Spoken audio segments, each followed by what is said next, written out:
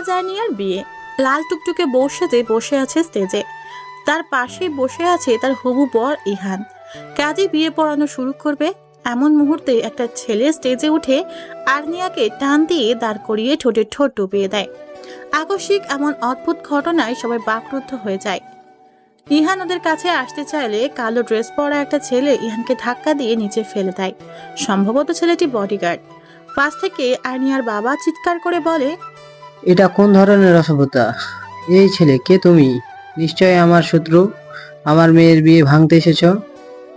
অজ্ঞাত ছেলেটি আর্নিয়ার ঠোঁট ছেড়ে দিয়ে বরের আসনে বসে পড়ে। হাত দিয়ে নিজের ঠোঁট মুছতে মুছতে বলে, শ্বশুর মশাই, এই বয়সে এত হাইপার হওয়া ঠিক না। প্রেশার বেড়ে গেলে স্ট্রোক করবেন। আপনার মেয়ের বিয়ে তো হয়ে গেছে একবার। ইহান নিচ থেকে উঠে রেগে চিৎকার করে বলে, আর্নিয়ার বিয়ে হয়ে গেছে মানে কি? আমি তো আর্নিয়ার হব বর। আর্নিয়ার নামটা দ্বিতীয়বার উচ্চারণ করবি না। আরেকবার আর্নিয়ার নামটা উচ্চারণ করলে তোর মুখটা আর তোর সাথে থাকবে না কথা বলার জন্য। ইহান ছেলেটির কথা শুনে ভয়ে চুপসে যায়। এইদিকে ছেলেটার মুখ দেখে বিয়েবাড়ির উপস্থিত সবাই ভয়ে কাঁপাকাঁপি শুরু করে দিয়েছে। ছেলেটি আদনান আহমেদ স্পর্শক, যার নাম শুনলেই মানুষ ভয়ে কাঁপাকাঁপি শুরু করে দেয়। টপ 10 বিজনেসম্যানদের মাঝে একজন, তার উপর mafia king. Sparshia Ahmed hernia এবার অনার্স সেকেন্ড ইয়ারে পড়ে। বাবা মায়ের একমাত্র সন্তান। অনেকে দৌড়ে বেরিয়ে যাওয়ার চেষ্টা করতেই আরো 20 থেকে 25 জনের মতো লোক ঢুকে। সবাই কালো ড্রেস পরা আর হাতে রিভলভার দেখে সবাই ভয়ে স্থির হয়ে দাঁড়িয়ে যায়। আর্নিয়া এখনো ফ্রিজড হয়ে দাঁড়িয়ে আছে। এখানে কি হচ্ছে কিছুই তার বোধগম্য হচ্ছে না। সে এখনো একটা ঘোরের মাঝে আছে। স্পর্শক আর্নিয়ার হাত ধরে টেনে তার কোলে বসিয়ে দেয়। স্পর্শে আর্নিয়ার ঘোর কাটে। স্পর্শকের কাছ থেকে ছাড়া পাবার জন্য আর্নিয়া ছটপট করতে থাকে। আর্নিয়া যত বেশি ছটপট করছে, স্পর্শক তত শক্ত করে চেপে ধরছে আর্নিয়াকে নিজের সাথে। আর্নিয়া রেগে চিৎকার করে বলে, এই ছেলে, আপনার সাহস হয় কি করে আমাকে কিস করার? আমার সাহসটা বরাবরই বেশি, আর নিজের বউকে কিস করতে সাহস লাগে নাকি? আপনি কোন অধিকারে আমাকে নিজের বউ বলে দাবি করছেন? স্বামীর অধিকারে। আপনার সাথে আমার বিয়ে হলো কখন? আমি তো আপনাকে চিনিই না। শ্বশুর মশাই, আপনি এখনো আপনার মেয়েকে আমাদের বিয়ের কথা বলেননি। আচ্ছা যাই হোক, আমি তোমাকে বলছি, আমাদের বিয়ে হয়েছে আজ থেকে 2 বছর আগে, তাই না শ্বশুর মশাই? আপনার কথা আমি কেন বিশ্বাস করব? আপনার কাছে কি প্রমাণ আছে যে আমি আপনার ওয়াইফ? বিশ্বাস করা বা না করা তোমার ব্যাপার। রাকিব, রাকিব। রাকিব বলে ডাকার সাথে সাথে একটা রোগাটে টাইপের ছেলে দৌড়ে আসে। দৌড়ে এসে কিছু কাগজ স্পর্শকের দিকে এগিয়ে দেয়। স্পর্শক কাগজগুলো নিয়ে আর্নিয়ার দিকে এগিয়ে দেয়। এখানে সাইন করো। আমি কিছুতেই সাইন করব না। বাবা, তুমি কিছু বলছো না কেন? দাঁড়াও মামুনি, আমি এখনই পুলিশকে ফোন করছি। শ্বশুর মশাই, পুলিশকে ফোন করার দরকার নাই। পুলিশ বাইরে দাঁড়িয়ে আছে, যান গিয়ে কথা বলে আসুন। হ্যাঁ হ্যাঁ, আমি এখনই যাচ্ছি। শ্বশুর মশাই, তাড়াতাড়ি যান, পুলিশের কাছ থেকে জামাই আদর খেয়ে আসেন। মানে? শ্বশুর মশাই, আপনি অতটা বোকা নন যে আমার সিম্পল কথাটা বুঝতে পারবেন না। আপনি না বুঝলে আমি বুঝিয়ে দিচ্ছি। আমি আর্নিয়ার হাজবেন্ড। আমার সাথে আর্নিয়ার ডিভোর্স হয়নি। আমি জীবিত থাকতে আপনি আর্নিয়ার অন্য একটা ছেলের সাথে বিয়ে দিচ্ছেন, এটা নিশ্চয়ই ভালো কাজ না। আর্নিয়ার বাবা হাত দিয়ে কপালের ঘাম মুছে একবার স্পর্শকের দিকে তাকায়, আরেকবার গার্ডের দিকে তাকায়। শ্বশুর মশাই, ঘামছেন কেন? আপনার গরম লাগছে বুঝি? এই, তোদের আক্কেল বলতে কিছু নাই? আমার শ্বশুর মশাই গরমে কষ্ট করছেন, আর তোরা আহম্মকের মতো দাঁড়িয়ে আছিস। ওনার সেবা কর। যতই হোক, তোদের ম্যামকে এতদিন দেখে রেখেছে। একটা গার্ড চেয়ার নিয়ে এসে আর্নিয়ার বাবাকে টেনে চেয়ারে বসিয়ে দেয়। স্পর্শক কাজী সাহেবকে উদ্দেশ্য করে বলে, বিয়ে পড়ানো শুরু করুন। কাজী ভয়ে থরথর করে কাঁপছে। আপনি আমার কথা শুনতে পাচ্ছেন? বিয়ে পড়ানো শুরু করুন। আমি আপনাকে বিয়ে করব না। কাজী বিয়ে পড়ানো শুরু করে। আপনি বিয়ে পড়ানো বন্ধ করুন। আপনি আমার কথা বুঝতে পারছেন না? আমি আপনাকে বিয়ে করব না। আমি স্পর্শক আর্নিয়ার ঠোঁটে আঙুল রেখে আর্নিয়াকে চুপ করিয়ে দেয়। হুশ, তোমার মুখে আমি অন্য কোনো ছেলের নাম শুনতে চাই না। আজকের পর থেকে আমার নাম ছাড়া আর কারো নাম তুমি নিবা না। আর তুই এখানে দাঁড়িয়ে আছিস কেন? যদি বেঁচে থাকতে চাস তাহলে তোর সব লোকজন নিয়ে এখনই কেটে পড়। ইহান তার লোকজন নিয়ে 1 মিনিটের মাঝে হাপিস হয়ে যায়। নিন কাজী সাহেব, বিয়ে পড়ানো শুরু করুন। না, আপনি বিয়ে পড়ানো শুরু করবেন না। কাজী পড়েছে শাখের করাতে। একজন বলে বিয়ে পড়ানো শুরু করুন, আরেকজন না করছে। আপনারাই ডিসাইড করে বলুন, বিয়ে পড়াবো নাকি পড়াবো না। আর্নিয়া, আমি এক কথা বারবার বলতে পছন্দ করি না। তুমি যদি আমাকে বিয়ে না করো তাহলে গুলি করে তোমার বাবার মাথার খুলি উড়িয়ে দিব। তারপর তোমাকে এখান থেকে তুলে নিয়ে চলে যাব।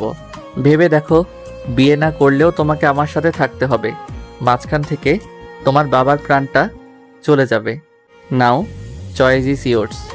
তোমার কাছে মাত্র 2 মিনিট সময় আছে। আমি আপনাকে বিয়ে করব। অবশেষে আর্নিয়া আর স্পর্শকের বিয়ে সম্পূর্ণ হলো। আর্নিয়া, চলো শ্বশুর মশাইয়ের দোয়া নিয়ে আসি। আর্নিয়া মুখ ঘুরিয়ে নেয়। স্পর্শক আর্নিয়ার বাবার কাছে যায়, জড়িয়ে ধরে কানে ফিসফিস করে বলে, আমি জিতে গেলাম শ্বশুর মশাই। আর্নিয়ার বাবাও স্পর্শকের কানে ফিসফিস করে বলে, মাত্র তো খেলা শুরু।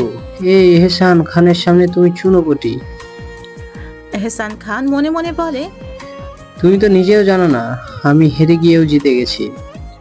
স্পর্শক এহসান খানকে ছেড়ে আর্নিয়ার হাত ধরে বলে, চলো। আমি আপনার সাথে কোথাও যাব না। আমার আগেই বোঝা উচিত ছিল তুমি সোজা কথার মেয়ে না। স্পর্শক আর্নিয়াকে কোলে তুলে নেয়।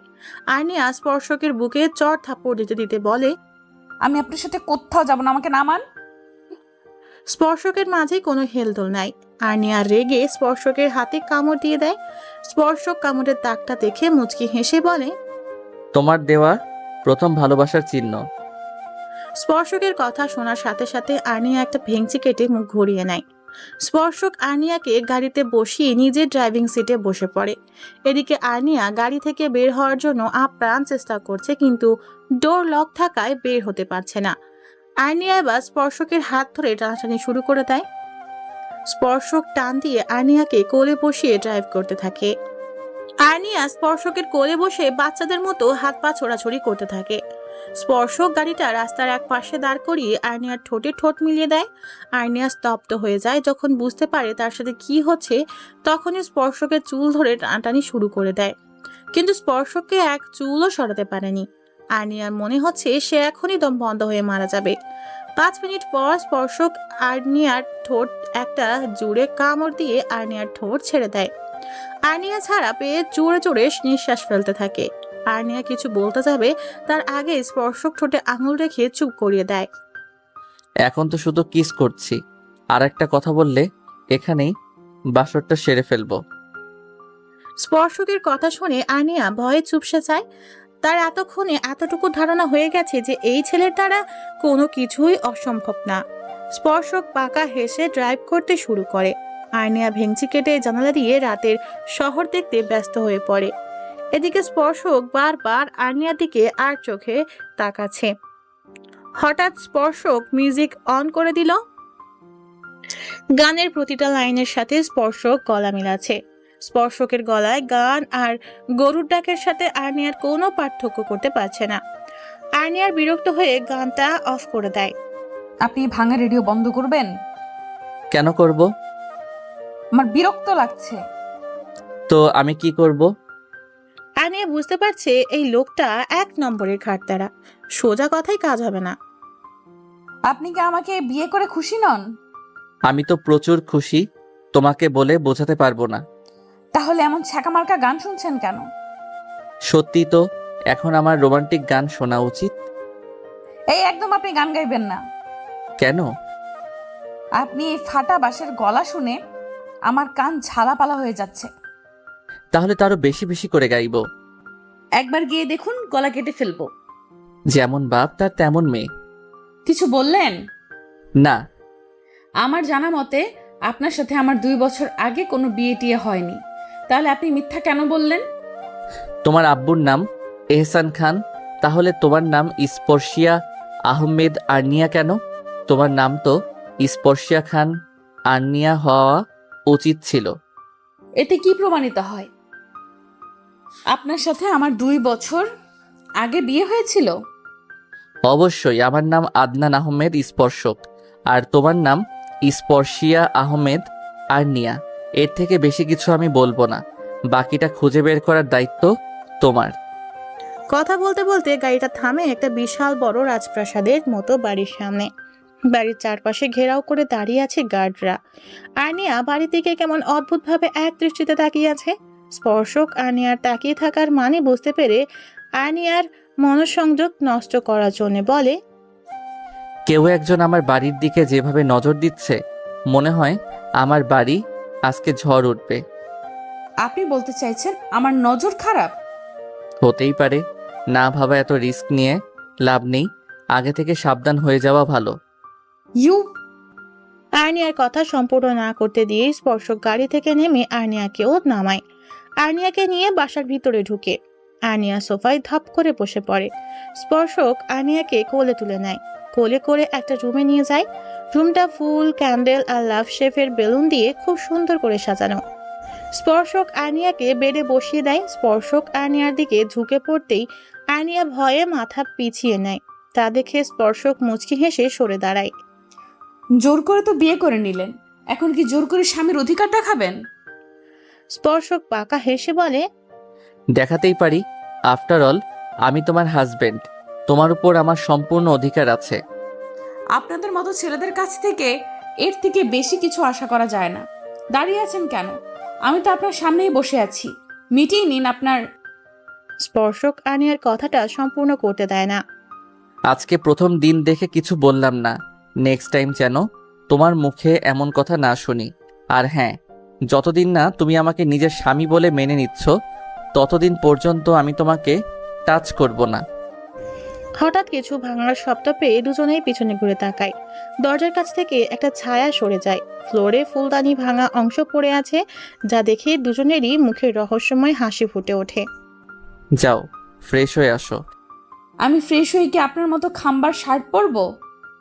পড়লে পড়তে পারো, আমার কিন্তু কোনো সমস্যা নাই। আর্নিয়া স্পর্শকের দিকে রাগী চোখে তাকায়, দেখে স্পর্শক আমতা আমতা করে বলে, খাবারে অনেক শাড়ি আছে, পরে নিও। স্পর্শক রুম থেকে বের হয়ে যেতেই আর্নিয়া কাউকে ফোন দেয়। তোমার কথা মতো কাজ হয়ে গেছে। আর হ্যাঁ, আমি কল না দিলে তুমি কখনো নিচ থেকে আমাকে কল দিবা না। কিছুক্ষণ পরে স্পর্শক আর্নিয়ার রুমে খাবার নিয়ে এসে দেখে রুমে যাচ্ছে তাই অবস্থা। ফ্লোরে পড়ে আছে ভাঙা ফুলদানি, শোপিস, বেডশিট মাটিতে গড়াগড়ি খাচ্ছে। রুমের সাজানো সমস্ত ফুল আর বেলুন ফ্লোরে পড়ে আছে। আর্নিয়া রুমের এক কোণে গুটিসুটি মেরে বসে আছে। এলোমেলো চুল, অগোছালো শাড়ি, এক হাত টুপটুপ করে রক্ত পড়ছে। আর্নিয়া 2 হাত দিয়ে চুল মুঠো করে টানছে। স্পর্শক বুঝতে পারে আজকে ড্রাগস না নেওয়ার ফলে আর্নিয়ার এমন বিহেভ করছে। স্পর্শক ডয়ার থেকে ঘুমের ইনজেকশন বের করে আর্নিয়ার শরীরে পুশ করে দেয়। কিছুক্ষণের মাঝেই আর্নিয়া ঢলে পড়ে স্পর্শকের বুকে। স্পর্শক আর্নিয়াকে কোলে করে বেডে শুইয়ে দেয়। ফার্স্ট এড বক্স এনে আর্নিয়ার হাত ব্যান্ডেজ করে দেয়। স্পর্শকের চোখ থেকে ফোঁটা ফোঁটা অশ্রু গড়িয়ে পড়ছে। স্পর্শক আর্নিয়ার শরীর থেকে সমস্ত গহনা খুলে বেড সাইড টেবিলে রেখে দেয়। আর্নিয়ার হাতের ব্যান্ডেজের উপর স্পর্শক ভালোবাসার পরশ এঁকে দেয়। তোমার কি কোনোদিনও আমার কথা মনে পড়বে না? তুমি আমাকে চিনতে পারছো না? এই মনন যন্ত্রণা যে আমি আর সহ্য করতে পারছি না জান পাখি। তুমি তোমার স্পর্শ কি করে ভুলে গেলে?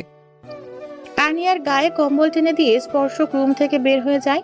ছাদের রেলিং এর সাথে ঠেস দিয়ে দাঁড়িয়ে আছে স্পর্শক। স্পর্শকের 2 হাত থেকে রক্ত পড়ছে। স্পর্শকের দৃষ্টি ওই দূর আকাশের দিকে। কথা দিয়েছিলাম তোমার সব কষ্ট ভাগ করে নিব। এই কষ্ট তো ভাগ করে নিতে পারবো না, কিন্তু অনুভব করতে পারবো। তাই তো নিজেকে দ্বিগুণ কষ্ট দিলাম। যে কাউকেই ভালোবাসা যায়। ভালোবাসা অনেক পবিত্র একটি অনুভূতি। স্বার্থসিদ্ধির জন্য প্রেম করা উচিত নয়। প্রেম হচ্ছে পৃথিবীর মধুরতম সম্পর্ক, যেখানে থাকবে না কোনো চাওয়া পাওয়া, থাকবে না কোনো স্বার্থ, থাকবে শুধুই ভালোবাসা। রাত 2টা বাজে। স্পর্শক এখনো ছাদেই দাঁড়িয়ে আছে। 2 চোখের পাতায় ঘুম নেই। অনেক রাতই এভাবে নির্ঘুম কাটিয়েছে স্পর্শক। রাতের পর রাত জেগে প্রিয়তমার ছবি দেখা, ঘন্টার পর ঘন্টা প্রিয়তমার বাসার নিচে দাঁড়িয়েছিল একটা বার প্রিয়তমাকে দেখার জন্য। এসব ভেবেই একটা দীর্ঘশ্বাস ছাড়ে স্পর্শক। আলতো হাতে কেউ পিছন থেকে তার কোমর জড়িয়ে ধরে। সে জানে এই হাতের মালিককে, এই স্পর্শ তার বহুদিনের চেনা। এই মেয়েটার নিঃশ্বাসের শব্দই তাকে মেয়েটার উপস্থিতি জানান দিতে পারে। কি ম্যাম, ঘুম ভাঙলো তাহলে? অভিনয় করতে করতে ক্লান্ত আমি। আর মাত্র কয়েকটা দিন অভিনয় করো, তারপরে আমি সব ঠিক করে দিব। আমাদের উপর যে ছেলেটা নজর রাখছিল সেই ছেলেটা কোথায়? স্টোর রুমে আটকে রেখে এসেছি। আমি তোমার উপর রেগে আছি। কেন? আমি আবার কি করলাম? আজকে আমাদের বিয়ে হয়েছে, তার মানে আজকে আমাদের বাসর রাত। বাসর রাতে কেউ নতুন বউকে একা রেখে ছাদে দাঁড়িয়ে থাকে? তো আপনার কি বাসর করতে ইচ্ছে করছে? তুমি দিন দিন অসভ্য হয়ে যাচ্ছ। আল্লাহ, এটা কেমন বিচার? নিজে বললে কিছু না, আর আমি বললেই আমি অসভ্য? আনিয়া চোখ যায় স্পর্শকের হাতের দিকে। হাত দুটো উপরে তুলে স্পর্শককে জিজ্ঞেস করে, তোমার হাত কি করে কাটলো? তেমন কিছু না।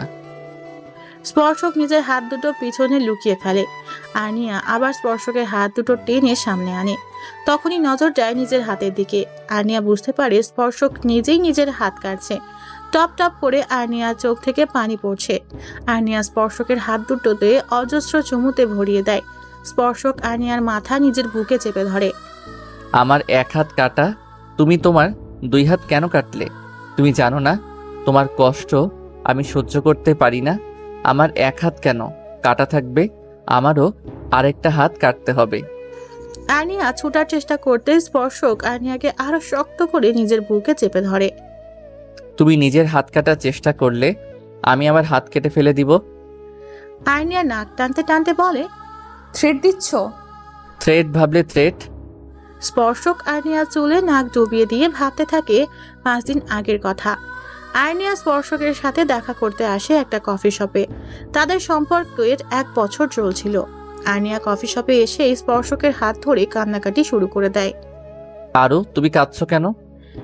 আর্নিয়া কান্নার জন্য কথা বলতে পারছে না। কাঁদতে কাঁদতে হেঁচকি তুলে ফেলেছে। স্পর্শক আর্নিয়ার কান্না বন্ধ করতে না পেরে আর্নিয়াকে জড়িয়ে ধরে। আরে বাবা, কান্নার কারণ তো বলবে। পাপা আমার বিয়ে ঠিক করেছে। আমি তোমাকে ছাড়া আর কাউকে বিয়ে করতে পারবো না। আমাকে ছাড়া তোমাকে আর কাউকে বিয়ে করতে হবে না। তুমি তোমার পাপাকে আমার কথা বলো। করবও না। পাপা মানবে না। পাপা একবার যেটা ঠিক করে সেটাই করে ছাড়ে। আমাকে যদি ফিহানকে বিয়ে করতে হয় তাহলে আমি সুইসাইড করব। কথাটা শোনার সাথে সাথে স্পর্শক আর্নিয়াকে থাপ্পড় মেরে হনহন করে কফি শপ থেকে চলে যায়। আর্নিয়া ওখানে বসেই কাঁদতে থাকে। এই কান্না স্পর্শক মেরেছে বলে না, স্পর্শকের জন্য। আর্নিয়া জানে স্পর্শক যে হাত দিয়ে তাকে মেরেছে সেই হাতের অবস্থা খারাপ করে দিবে। এখন তার নিজের উপর নিজের রাগ হচ্ছে। আর্নিয়া তো জানতো স্পর্শক তার মুখে মরার কথা সহ্য করতে পারে না। আর্নিয়া বাসায় চলে আসে। নিজের রুমে এসে ফ্রেশ হয়ে বেডে বসে স্পর্শককে কল দিতে থাকে। বারবার রিং হয়ে কেটে যাচ্ছে। 8 বার কল দেওয়ার পরে স্পর্শক রিসিভ করে। মামুনি, আসবো? আর্নিয়া তার পাপাকে দেখে ফোনটা বালিশের নিচে রেখে দেয়। স্পর্শক লাইনে আছে, ইচ্ছে করে ফোনটা রেখে দেয়নি। সে জানতে চায় এহসান খান আর্নিয়াকে কি বলে। তবে সে আন্দাজ করতে পারছে এহসান খান কি বলতে এসেছে। হ্যাঁ বাবা, এসো। তোমাকে কিছু বলার ছিল। হ্যাঁ বলো। তুমি তো জানো আর 5 দিন পরে ইহানের সাথে তোমার বিয়ে। আর্নিয়া মাথা দুলিয়ে সম্মতি জানায় যে সে জানে। পাপা, আমার তোমাকে কিছু বলার ছিল। তুমি তো জানো আমার কথার মাঝে কেউ কথা বলুক সেটা আমার পছন্দ না। আগে আমার কথা শেষ করতে দাও, তারপর তোমার কথা শুনবো। সরি। আমার ধারণা তোমার বিয়েতে গন্ডগোল হবে। পাপা, কে গন্ডগোল করবে? আদনান আহমেদ স্পর্শক। আমিও চাই সে বিয়েতে এসে ঝামেলা করুক। ইহানের সাথে তোমার বিয়ে হতে দিবে না। স্পর্শকের নাম শুনে আর্নিয়া ভয়ে কাঁপাকাঁপি শুরু করে দেয়। সে ভাবছে তার পাপা কি করে জানলো স্পর্শক বিয়েতে আসবে। আর্নিয়া আমতা আমতা করে তার পাপাকে প্রশ্ন করে, উনি এত বড় বিজনেসম্যান হয়ে আমার বিয়েতে কোনো ঝামেলা করতে যাবেন কেন? ইহানের সাথে আমার বিয়ে ভেঙে ওনার লাভ কি? তুমি নিজে ইহানের সাথে আমার বিয়ে ঠিক করেছো, আবার তুমি নিজেই চাইছো মিস্টার আহমেদ যেন আমার বিয়েতে ঝামেলা করে। কেন পাপা? চুপ। তুমি জানো আমার অতিরিক্ত কৌতূহল ও অতিরিক্ত প্রশ্ন কোনোটাই পছন্দ নয়। আমি তোমাকে ঠিক যতটুকু বলবো তুমি ঠিক ততটুকুই করবে। এর বাইরে কিছু জানার চেষ্টা করবে না। মিয়া আহমেদ তোমাকে বিয়ে করতে চাইলে তুমি রাজি হবে না। আমাকে গান পয়েন্টে রেখে যখন তোমাকে বিয়ে করতে বলবে তখন তুমি রাজি হবে। তোমাকে যখন ওনার সাথে নিয়ে যাওয়ার চেষ্টা করবে তখন তুমি দ্বিমত পোষণ করবে। আমি জানি মিহামেদ জোর করে হলে তোমাকে ওনার সাথে নিয়ে যাবে। তুমি ওনার বাড়িতে গিয়ে আমার কথা মতো কাজ করবে। কিন্তু পাপা, আমি কোনো কিন্তু কিন্তু শুনতে চাই না। তোমাকে আমার কথা মতো কাজ করতে হবে। এহসান খান আর্নিয়াকে কিছু বলতে না দিয়ে হনহনিয়ে রুম থেকে চলে যায়। তারপর স্পর্শক আর আর্নিয়া প্ল্যান করে বিয়ে করে। বর্তমান স্পর্শক বাসায় না হয় ওই ছেলেটা আমাদের উপর নজর রাখছিল, তাই অভিনয় করা প্রয়োজন ছিল। কিন্তু তুমি গাড়িতে কেন অভিনয় করতে বললে? ওখানে তো তুমি আর আমি ছাড়া আর কেউ ছিল না। কে বলল ছিল না? স্বয়ং এহসান খান নিজে ছিল। মানে? তোমার হিটলার বাপ গাড়িতে ক্যামেরা লাগিয়ে রেখেছিল। একদম পাপাকে হিটলার বলবা না। হিটলারকে? তাহলে কি বলবো? সারা রাত কি আমরা এখানেই দাঁড়িয়ে কথা বলবো? এখানে দাঁড়িয়ে কথা না বলে অন্য কিছু করতে পারি। থুর। স্পর্শক আর্নিয়াকে কোলে তুলে নেয়। এই কি করছো? নামাও বলছি। কেন? কেন আবার? তোমার হাতে ব্যথা? আমাকে কোলে নিতে হবে না। তুমি বলো কোথায় যেতে হবে, আমি নিজেই যাচ্ছি। চুপ, তুমি বড্ড বেশি কথা বলো। স্পর্শক আর্নিয়াকে একটা রুমে নিয়ে আসে। এই ভারী লেহেঙ্গাটা কতক্ষণ ধরে পরে আছো বলো তো? যাও চেঞ্জ করে আসো। চেঞ্জ করে কি পরবো? কাবার্ডে ড্রেস আছে, পরে নাও। আর্নিয়া কাবার্ড খুলে দেখে সব শাড়ি। স্পর্শক, কি? আমি তো শাড়ি পরতে পারি না, আর এখানে শাড়ি ছাড়া আর অন্য কোনো ড্রেস নাই। তুমি যদি ভাবো আমি তোমাকে শাড়ি পরিয়ে দিব তাহলে তুমি ভুল ভাবছো, কারণ আমি নিজেও শাড়ি পরাতে পারি না। তাহলে এখন কি হবে? স্পর্শক ঠোঁট দিয়ে ঠোঁট চেপে ধরে। এক হাত কোমরে রেখে অন্য হাত দিয়ে কপালে স্লাইড করে কিছু ভাবছে। কিছুক্ষণ ভেবে বলে, আমরা দুজন মিলে চেষ্টা করি ইউটিউব দেখে। ওকে। 30 মিনিট ধরে দুজন মিলে চেষ্টা করেও কিছু করতে পারে নাই। উল্টো স্পর্শক নিজেও আর্নিয়ার সাথে শাড়িতে পেঁচিয়ে ফেলেছে। স্পর্শক ক্লান্ত হয়ে বেডে বসে পড়ে। স্পর্শক বসে পড়ায় শাড়িতে টান লাগে, যার ফলে আর্নিয়াও স্পর্শকের উপর পড়ে যায়।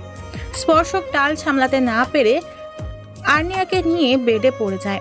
আর্নিয়া স্পর্শকের উপর থেকে উঠে যায়, কিন্তু পারে না। তা দেখে স্পর্শক মিটিমিটি হাসছে। আর্নিয়ার রাগে কটমট করতে করতে বলে, তুমি ছেলে হয়েও শাড়ি পরাতে পারো না। ছেলে হওয়ার পেছনে কি শর্ত জুড়ে দেওয়া হয়েছে নাকি, যে ছেলে হলেই শাড়ি পরানো শিখতে হবে? না মানে সব ছেলেরাই তো বউয়ের সাথে রোম্যান্স করবে বলে শাড়ি পরানো শিখে। আমি ওইসব ছেলেদের মাঝে পড়ি না। রোম্যান্স করতে হলে শাড়ি পরিয়ে করব কেন? শাড়ি খুলে করব। ওয়েট ওয়েট, তোমার কি এখন রোম্যান্স করতে ইচ্ছা করছে? আমার কিন্তু কোনো সমস্যা নাই। স্পর্শক আর্নিয়াকে আর কিছু বলতে না দিয়ে আর্নিয়াকে ঘুরিয়ে নিজের নিচে ফেলে দেয়। আর্নিয়ার হাত দুটো বেডের সাথে চেপে ধরে ঠোঁটে ঠোঁট ডুবিয়ে দেয়। সকাল 10টা। সূর্যের আলো চোখে পড়তেই স্পর্শক আদো আদো করে চোখ খুলে তাকায়।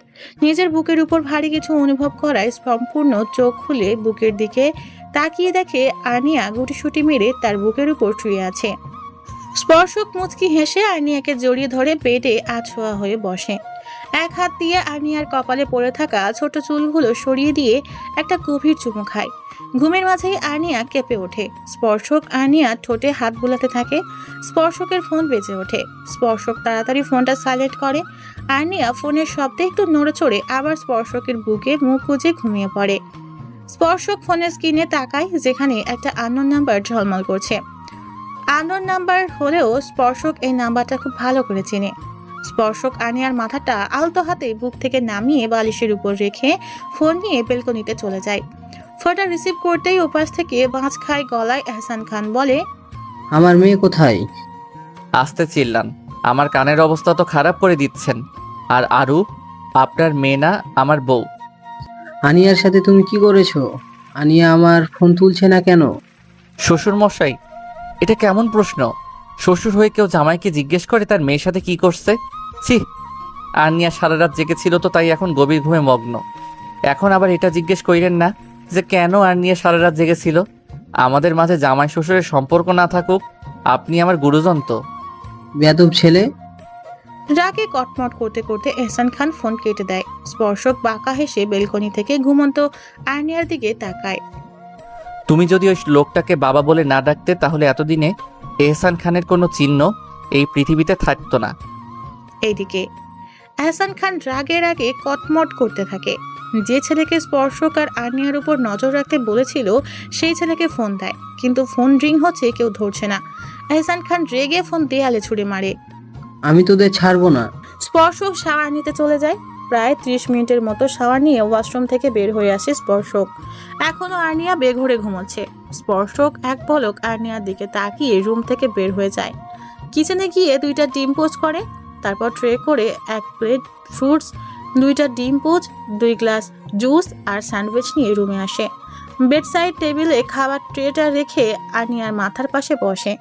আর্নিয়ার মাথায় আলতো হাতে হাত বুলিয়ে নিচু স্বরে ডাকে, আরু, আরু। আর্নিয়া একটু নড়ে চড়ে স্পর্শকের কোলে মাথা রেখে 2 হাতে কোমর জড়িয়ে পেটে মুখ গুজে দেয়। আর্নিয়ার কাছ থেকে আকস্মিক এমন ছোঁয়া পেয়ে স্পর্শক ফ্রিজড হয়ে যায়। নিজেকে সামলে নিয়ে আর্নিয়াকে আবার ডাকে, আরু, আরু, হুম। আরু। দেখো 11টা বেজে গেছে, এখন ঘুম থেকে উঠো। হুম। স্পর্শক আর্নিয়াকে কোলে করে নিয়ে বাথটবে ছেড়ে দেয়। ঠান্ডা পানির স্পর্শ পেয়ে আর্নিয়া লাফিয়ে ওঠে। এটা কি করলে? ঘুম থেকে তুললাম। এইভাবে কেউ ঘুম থেকে তুলে? একটু ভালোবেসে আদর করেও তো ঘুম থেকে তুলতে পারো।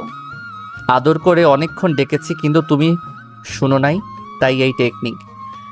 আর্নিয়া একটা ভেঙচি কাটে। একেবারে শাওয়ার নিয়ে বের হবা। স্পর্শক রুম থেকে আর্নিয়ার ড্রেস দিয়ে যায়। আর্নিয়া শাওয়ার নিয়ে বের হলে দুজন একসাথে ব্রেকফাস্ট করে। ব্রেকফাস্ট শেষ করে আর্নিয়া বেলকনিতে চলে যায়। আর্নিয়ার পিছন পিছন স্পর্শকও বেলকনিতে আসে। বেলকনির সবকিছু আর্নিয়া ছুঁয়ে ছুঁয়ে দেখছে। বেলকনিতে 4 রঙের 4টে গোলাপ ফুল গাছ লাগানো, একটা বেবি ফুল গাছ লাগানো। বেলকনির একপাশে একটা দোলনা আছে। দোলনাটা প্লাস্টিকের লতা পাতা ফুল দিয়ে সুন্দর করে ডেকোরেশন করা। অপর পাশে সোফা রাখা।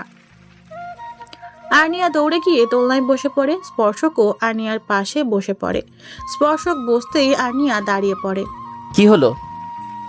আর্নিয়া কিছু না বলে দৌড়ে রুমে চলে যায়। কিছুক্ষণ পরে হাতে গিটার নিয়ে এসে স্পর্শকের কোলে বসে পড়ে। আর্নিয়ার হাতে গিটার দেখে স্পর্শক অবাক হয়ে যায়। তুমি গিটার কোথায় পেলে? স্টোর রুমে। স্টোর রুমে কেন গিয়েছিলে? স্পর্শক ধমক দেওয়ায় আর্নিয়া কাঁদো কাঁদো গলায় বলে, তুমি আমাকে বকা দিলে থাকবো না আমি তোমার কাছে। আজকে পাপার কাছে চলে যাব। এই বাড়ির বাইরে 1 পা দিয়ে দেখো, পা ভেঙে ঘরে বসিয়ে রাখবো। আর্নিয়া স্পর্শকের কোল থেকে উঠতে গেলে স্পর্শক 2 হাতে আর্নিয়ার কোমর জড়িয়ে ধরে। আর্নিয়া কোল থেকে নামার জন্য ছটপট করতে থাকে। আরেকবার নড়াচড়া করলে থাপড়াইয়া দাঁত ফালাইয়া দিব। কি হয়েছে, কাঁদছো কেন? তুমি আমাকে থাপ্পড় মারবে? বুঝছি, এখন আর আমাকে ভালো লাগে না। আমি তো পুরনো হয়ে গেছি। নতুন কাউকে পেয়ে গেছো, এই জন্য এখন আর আমাকে ভালো লাগে না। শুরু হয়ে গেছে বাংলা সিরিয়ালের ড্রামা। আচ্ছা সরি বাবু, আর বলবো না। এখন আর কান্না করো না। একসেপ্ট হবে না। কি করতে হবে? গান গাইতে হবে। ইম্পসিবল। তোমাকে গান গাইতেই হবে। তুমি যদি গান না গাও তাহলে আমি পাপার কাছে চলে যাব। তুমি তো ভালো করেই জানো আমি কতটা জেদি।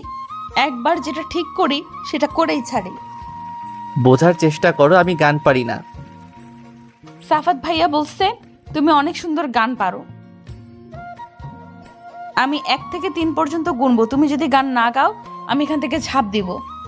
1 2 আর্নিয়ার চোখের সামনে আবছা আবছা কিছু দৃশ্য ভেসে ওঠে। আর্নিয়া 2 হাত দিয়ে মাথা চেপে ধরে তীব্র যন্ত্রণায় তার মাথা ফেটে যাচ্ছে। হঠাৎ সেন্সলেস হয়ে পড়ে যায় ফ্লোরে। কিছু পড়ার শব্দ শুনে স্পর্শক পিছনে ফিরে তাকায়। পিছন তাকিয়ে দেখে আর্নিয়া ফ্লোরে পড়ে আছে। এটা দেখে স্পর্শকের দুনিয়া থমকে যায়। স্পর্শক হাঁটু গেড়ে ফ্লোরে বসে পড়ে। আর্নিয়ার মাথাটা নিজের কোলে তুলে নেয়। গালে হালকা চাপড় দিতে দিতে বলে, আরু, এই আরু চোখ খুলো। আরু, আরু। স্পর্শক আর্নিয়াকে কোলে তুলে বেডে এনে শুয়ে দেয়। গ্লাস থেকে পানি নিয়ে চোখে মুখে ছিটিয়ে দেয়। তবু আর্নিয়া সেন্স আসে না। স্পর্শক ডক্টরকে ফোন দেয়। কিছুক্ষণের মাঝে ডক্টর চলে আসে। ডক্টর, আমার আরু ঠিক হয়ে যাবে তো? মিস্টার আহমেদ, আমাকে দেখতে তো দিবেন। ডক্টর আর্নিয়াকে দেখে স্পর্শককে উদ্দেশ্য করে বলে, মিস্টার আহমেদ, চিন্তার কোনো কারণ নেই। মিসেস আহমেদের সব কিছুই নর্মাল আছে। অতিরিক্ত স্ট্রেস নিতে না পেরেই উনি সেন্সলেস হয়ে গেছেন। আমি একটা ইঞ্জেকশন দিয়ে গেলাম, কয়েক ঘন্টার মাঝেই ওনার জ্ঞান ফিরে আসবে। আজকে তাহলে আসি আমি, mister Ahmed. Thank you doctor. Doctor চলে যায়। স্পর্শক আর্নিয়ার হাত ধরে ফ্লোরে বসে পড়ে। ভালো করে খেয়াল করে দেখে আর্নিয়ার কপালের কাছে অনেকটা ফুলে গেছে। তখন ফ্লোরে পড়ে যাওয়ায় আর্নিয়ার কপালে ব্যথা পেয়েছিল। স্পর্শক আর্নিয়ার কপালে মলম লাগিয়ে দেয়। আমার জন্যই সব কিছু হলো। আমার জন্য তুমি ব্যথা পেলে। আমি গান না গাইলে এমন কিছু হতো না। আমি এবার কি করতাম? তুমি জেদ করলে তাই গান গাইতে হলো।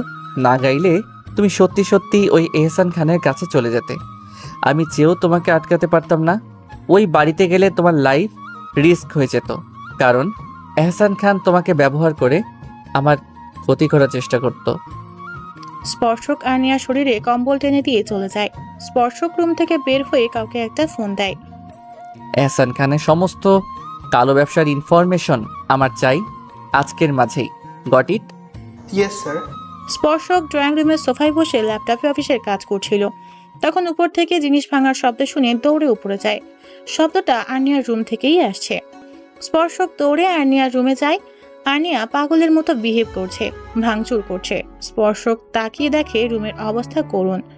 আর্নিয়া একবার নিজের মাথার চুল ধরে টানছে তো আরেকবার রুমের জিনিসপত্র ভাঙছে। আর্নিয়া নিজের শরীরে নিজেই খামচে দিচ্ছে। হোয়াট হ্যাপেন্ড আরু?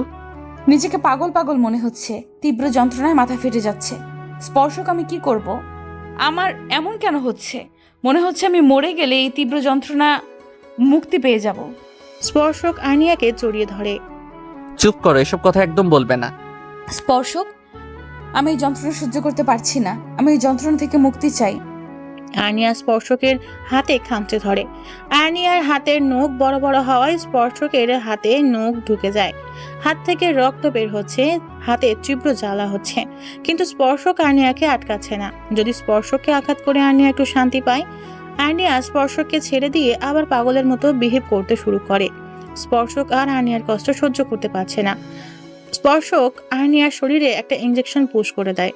অল্প কিছুক্ষণের মাঝেই আর্নিয়া স্পর্শকের বুকে ঢলে পড়ে। স্পর্শক আর্নিয়াকে বেডে শুইয়ে দিয়ে রুম থেকে বের হয়ে যায়। স্পর্শক ছাদে দাঁড়িয়ে অন্যমনস্ক হয়ে আকাশের দিকে তাকিয়ে আছে। বিকেলবেলা হওয়ায় সূর্যের আলোর প্রকোপ নেই, তাই আকাশের দিকে তাকিয়ে থাকতে অসুবিধা হচ্ছে না। সূর্যের আলো থাকলে আকাশের দিকে তাকিয়ে থাকলে এতক্ষণে চোখ জ্বালা শুরু হয়ে যেত।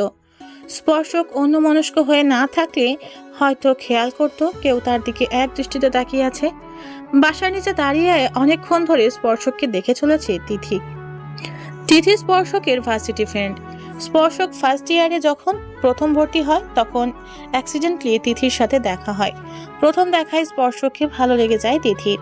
ভালো লাগাটা আস্তে আস্তে ভালোবাসায় পরিণত হয়। একদিন তিথি স্পর্শককে প্রপোজ করে, কিন্তু স্পর্শক তিথির প্রপোজাল অ্যাকসেপ্ট করে না, কারণ স্পর্শক যে শুধুই তার আর্নিয়ার। প্রায় 1 ঘন্টা ধরে তিথি স্পর্শকের দিকে তাকিয়ে আছে, কিন্তু স্পর্শক একবারের জন্যও তাকায়নি। স্পর্শক তো তিথিকে খেয়ালই করেনি। তিথি খেয়াল করে একটা গুলুমুলু টাইপের বাচ্চা মেয়ে স্পর্শককে পিছন থেকে জড়িয়ে ধরে। তিথি বুঝতে পারে এটাই হয়তো স্পর্শকের ভালোবাসা। তিথি ভাবছে এতক্ষণ ধরে সে কত বড় ভুল করছিল। স্পর্শকের দিকে তাকিয়ে থাকার অধিকার যে তার নেই। স্পর্শক তো অন্য কারোর। মানুষ যা চায় তা সবসময় পায় না, সব ভালোবাসা তো পূর্ণতা পায় না। আর তার ভালোবাসাটা ছিল একতরফা। স্পর্শক তো তাকে বন্ধু ছাড়া অন্য কিছু ভাবেনি। সে তো স্পর্শক আর আর্নিয়ার মাঝে তৃতীয় ব্যক্তি হয়ে ঢুকতে চেয়েছিল। এসব ভেবেই একটা দীর্ঘশ্বাস ছাড়ে তিথি। আবার নিজের গন্তব্যের দিকে অগ্রসর হয়। স্পর্শক, হুম, আমার সাথে এমন কেন হয়? এখানে আসার আগেও এমন বিহেভ করতে? মাঝে মাঝে এমন করতাম, পাপা একটা ইঞ্জেকশন দেওয়ার পরে সব ঠিক হয়ে যেত। আমি এমন বিহেভ কেন করি? তুমি বলেছিলে না কয়েক বছর আগে তোমার একটা অ্যাক্সিডেন্ট হয়েছিল? ওই অ্যাক্সিডেন্টের প্রভাবে এমন হয়। চিন্তা করো না, আস্তে আস্তে সব ঠিক হয়ে যাবে। ড্রাগসের কথাটা স্পর্শক আর্নিয়ার কাছ থেকে লুকিয়ে যায়। স্পর্শক জানে আর্নিয়াকে যদি বলে তার পাপা তাকে নিয়মিত ড্রাগস দিত, তাহলে সে স্পর্শকের কথা বিশ্বাস করবে না, কারণ আর্নিয়া নিজের থেকেও বেশি তার পাপাকে বিশ্বাস করে। আচ্ছা আরু, তুমি যদি কখনো জানতে পারো আমি তোমার কাছ থেকে কিছু লুকাচ্ছি বা তোমার কাছ থেকে কিছু গোপন করেছি, তাহলে তুমি কি আমাকে ভুল বুঝে দূরে সরে যাবে? হুম, এই জীবনে আর আমি তোমাকে ছাড়ছি না। তুমি দূরে ঠেলে দিলেও আমি যাব না। তুমি যদি আমার কাছ থেকে গোপন করে থাকো তাহলেও আমি তোমাকে ছেড়ে যাব না।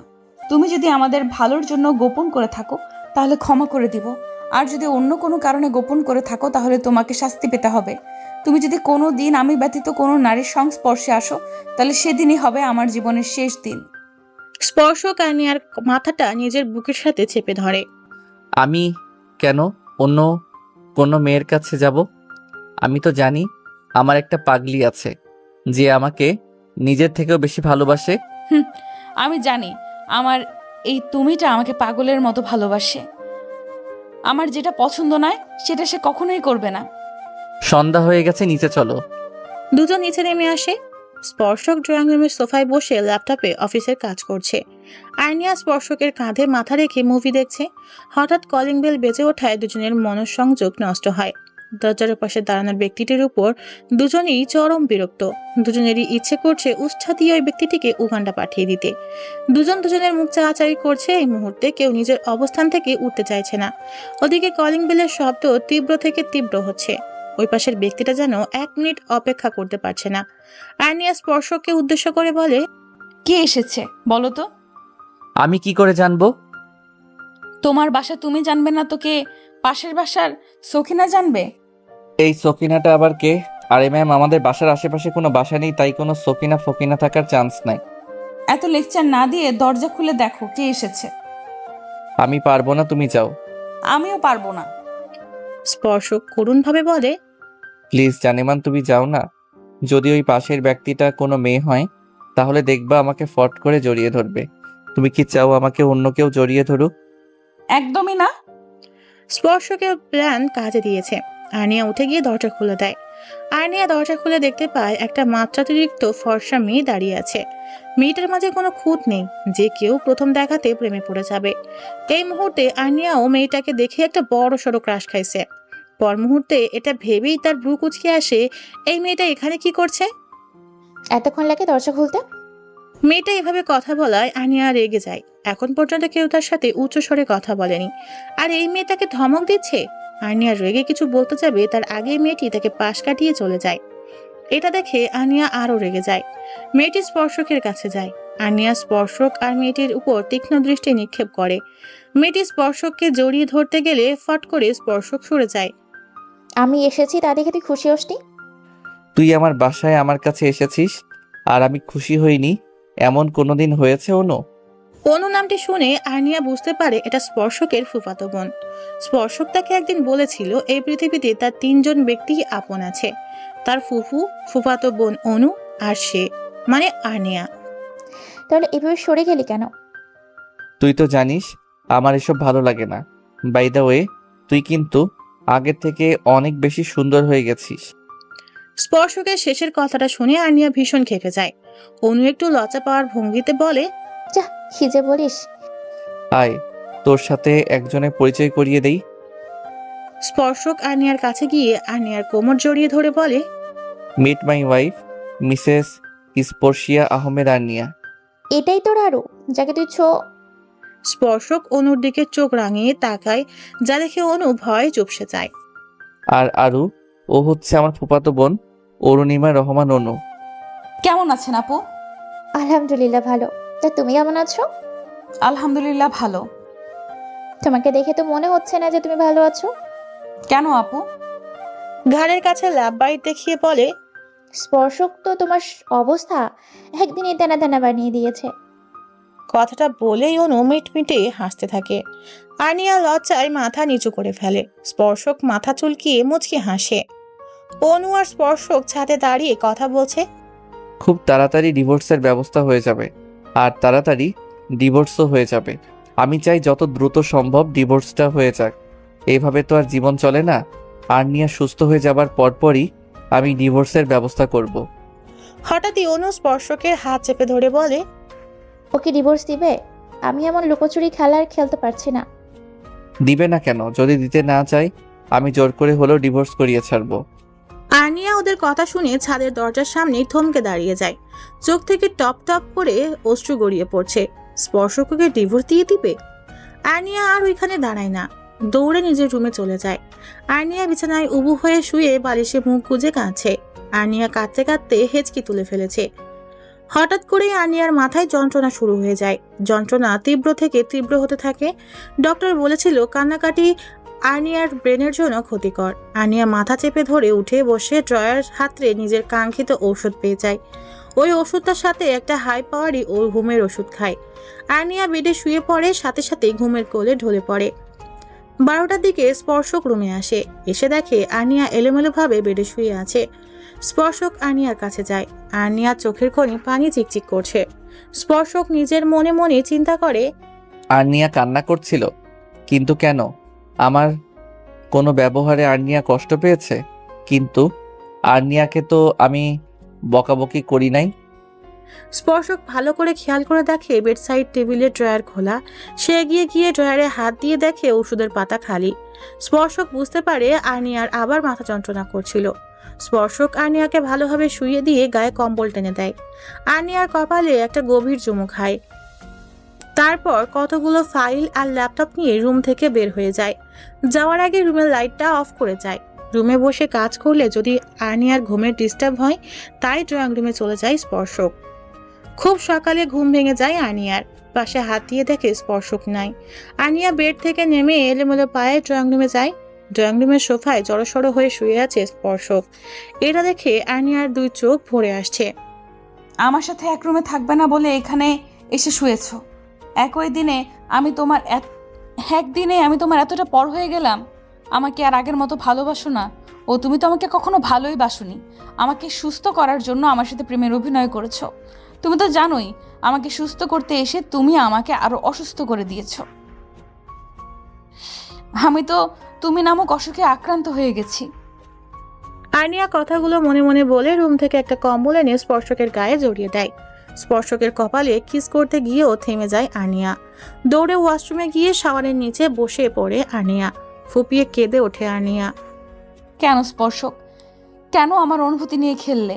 আমি তো তোমার কাছে ভালোবাসার দাবি নিয়ে যাইনি।